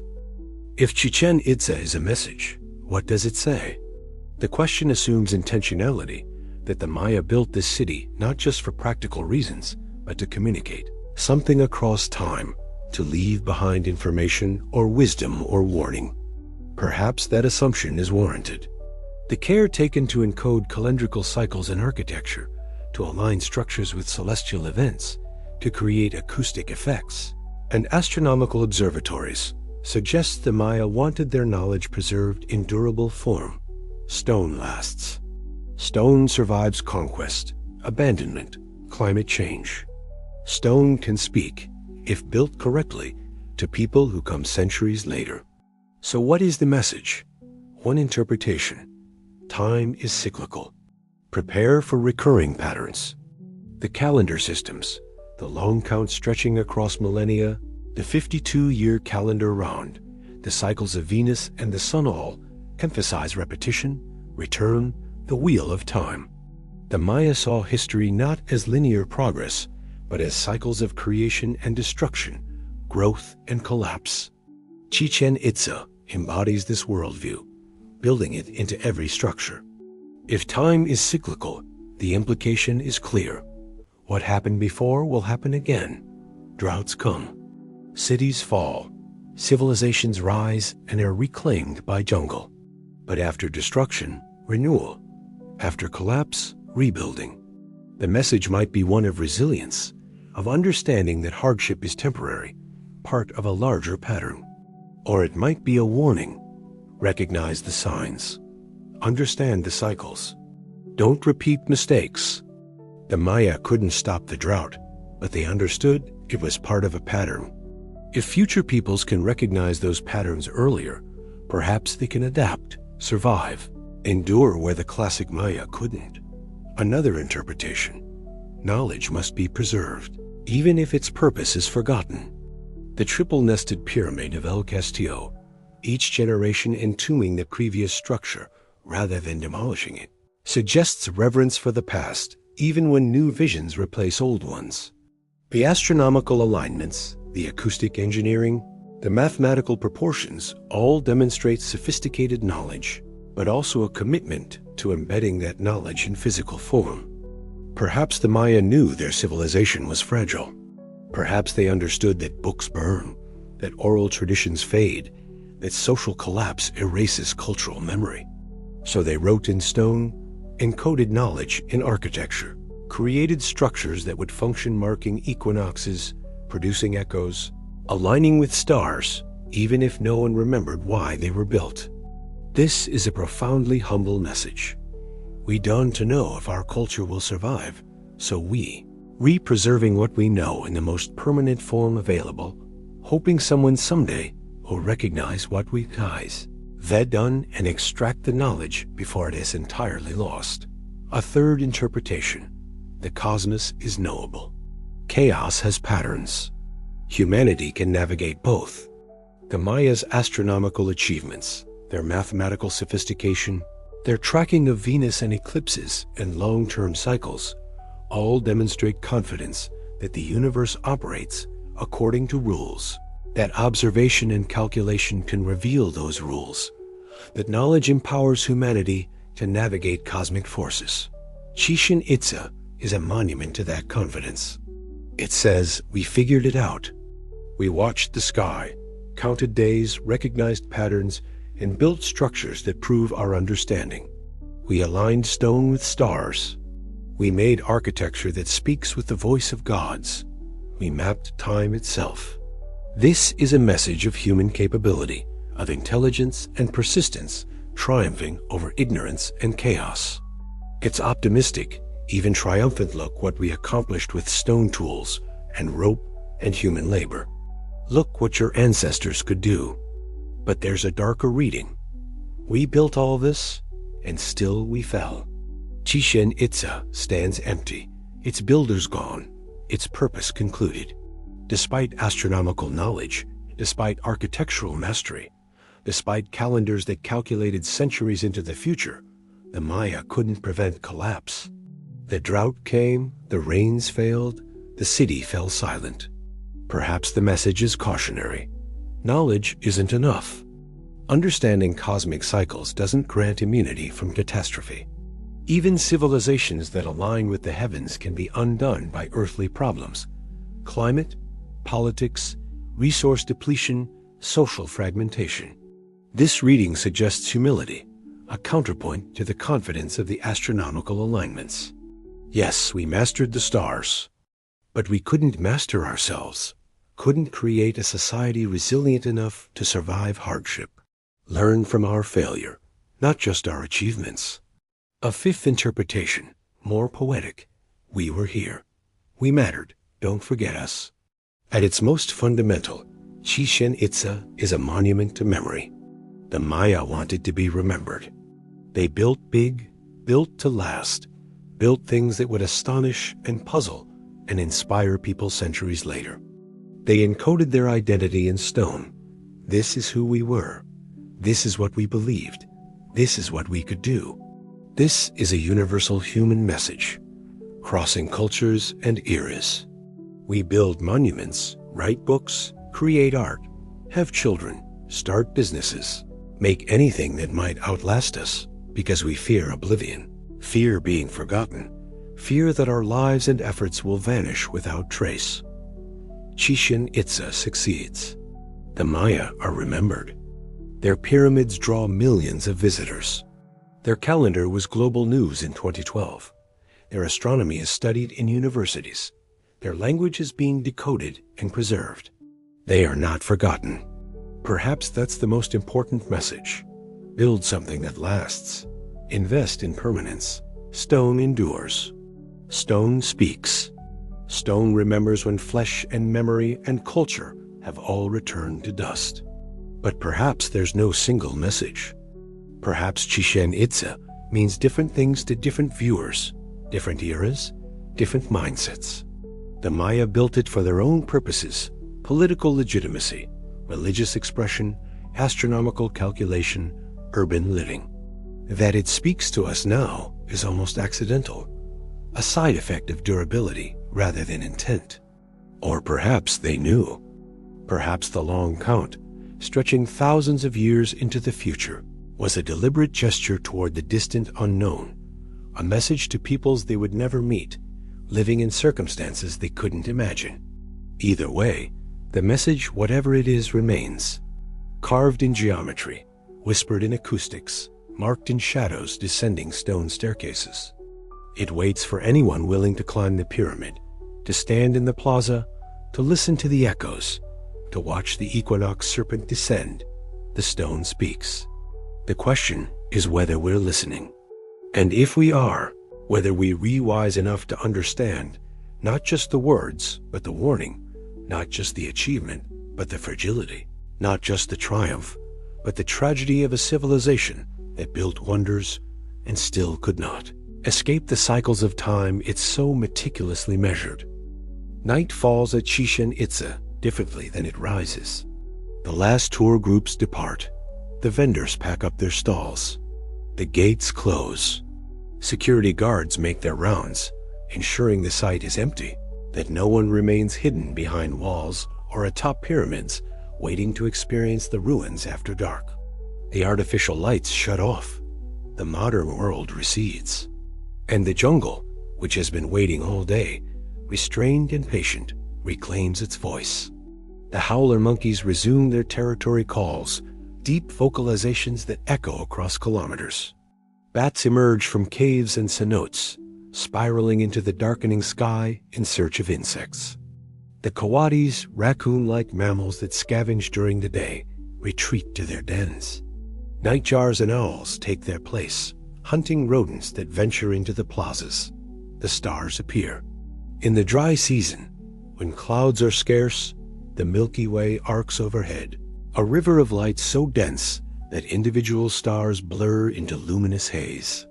This is the sky the Maya saw, unmarred by light pollution, a cosmos that dominated nights and shaped mythology.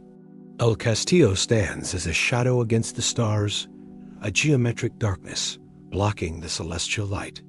The serpent heads at the base of the stairs are invisible now. waiting for dawn, waiting for the sun's return, waiting for the cycle to begin again. The equinox is months away. The tourist crowds won't gather to watch the shadow serpent descend for another season. But the pyramid doesn't need an audience.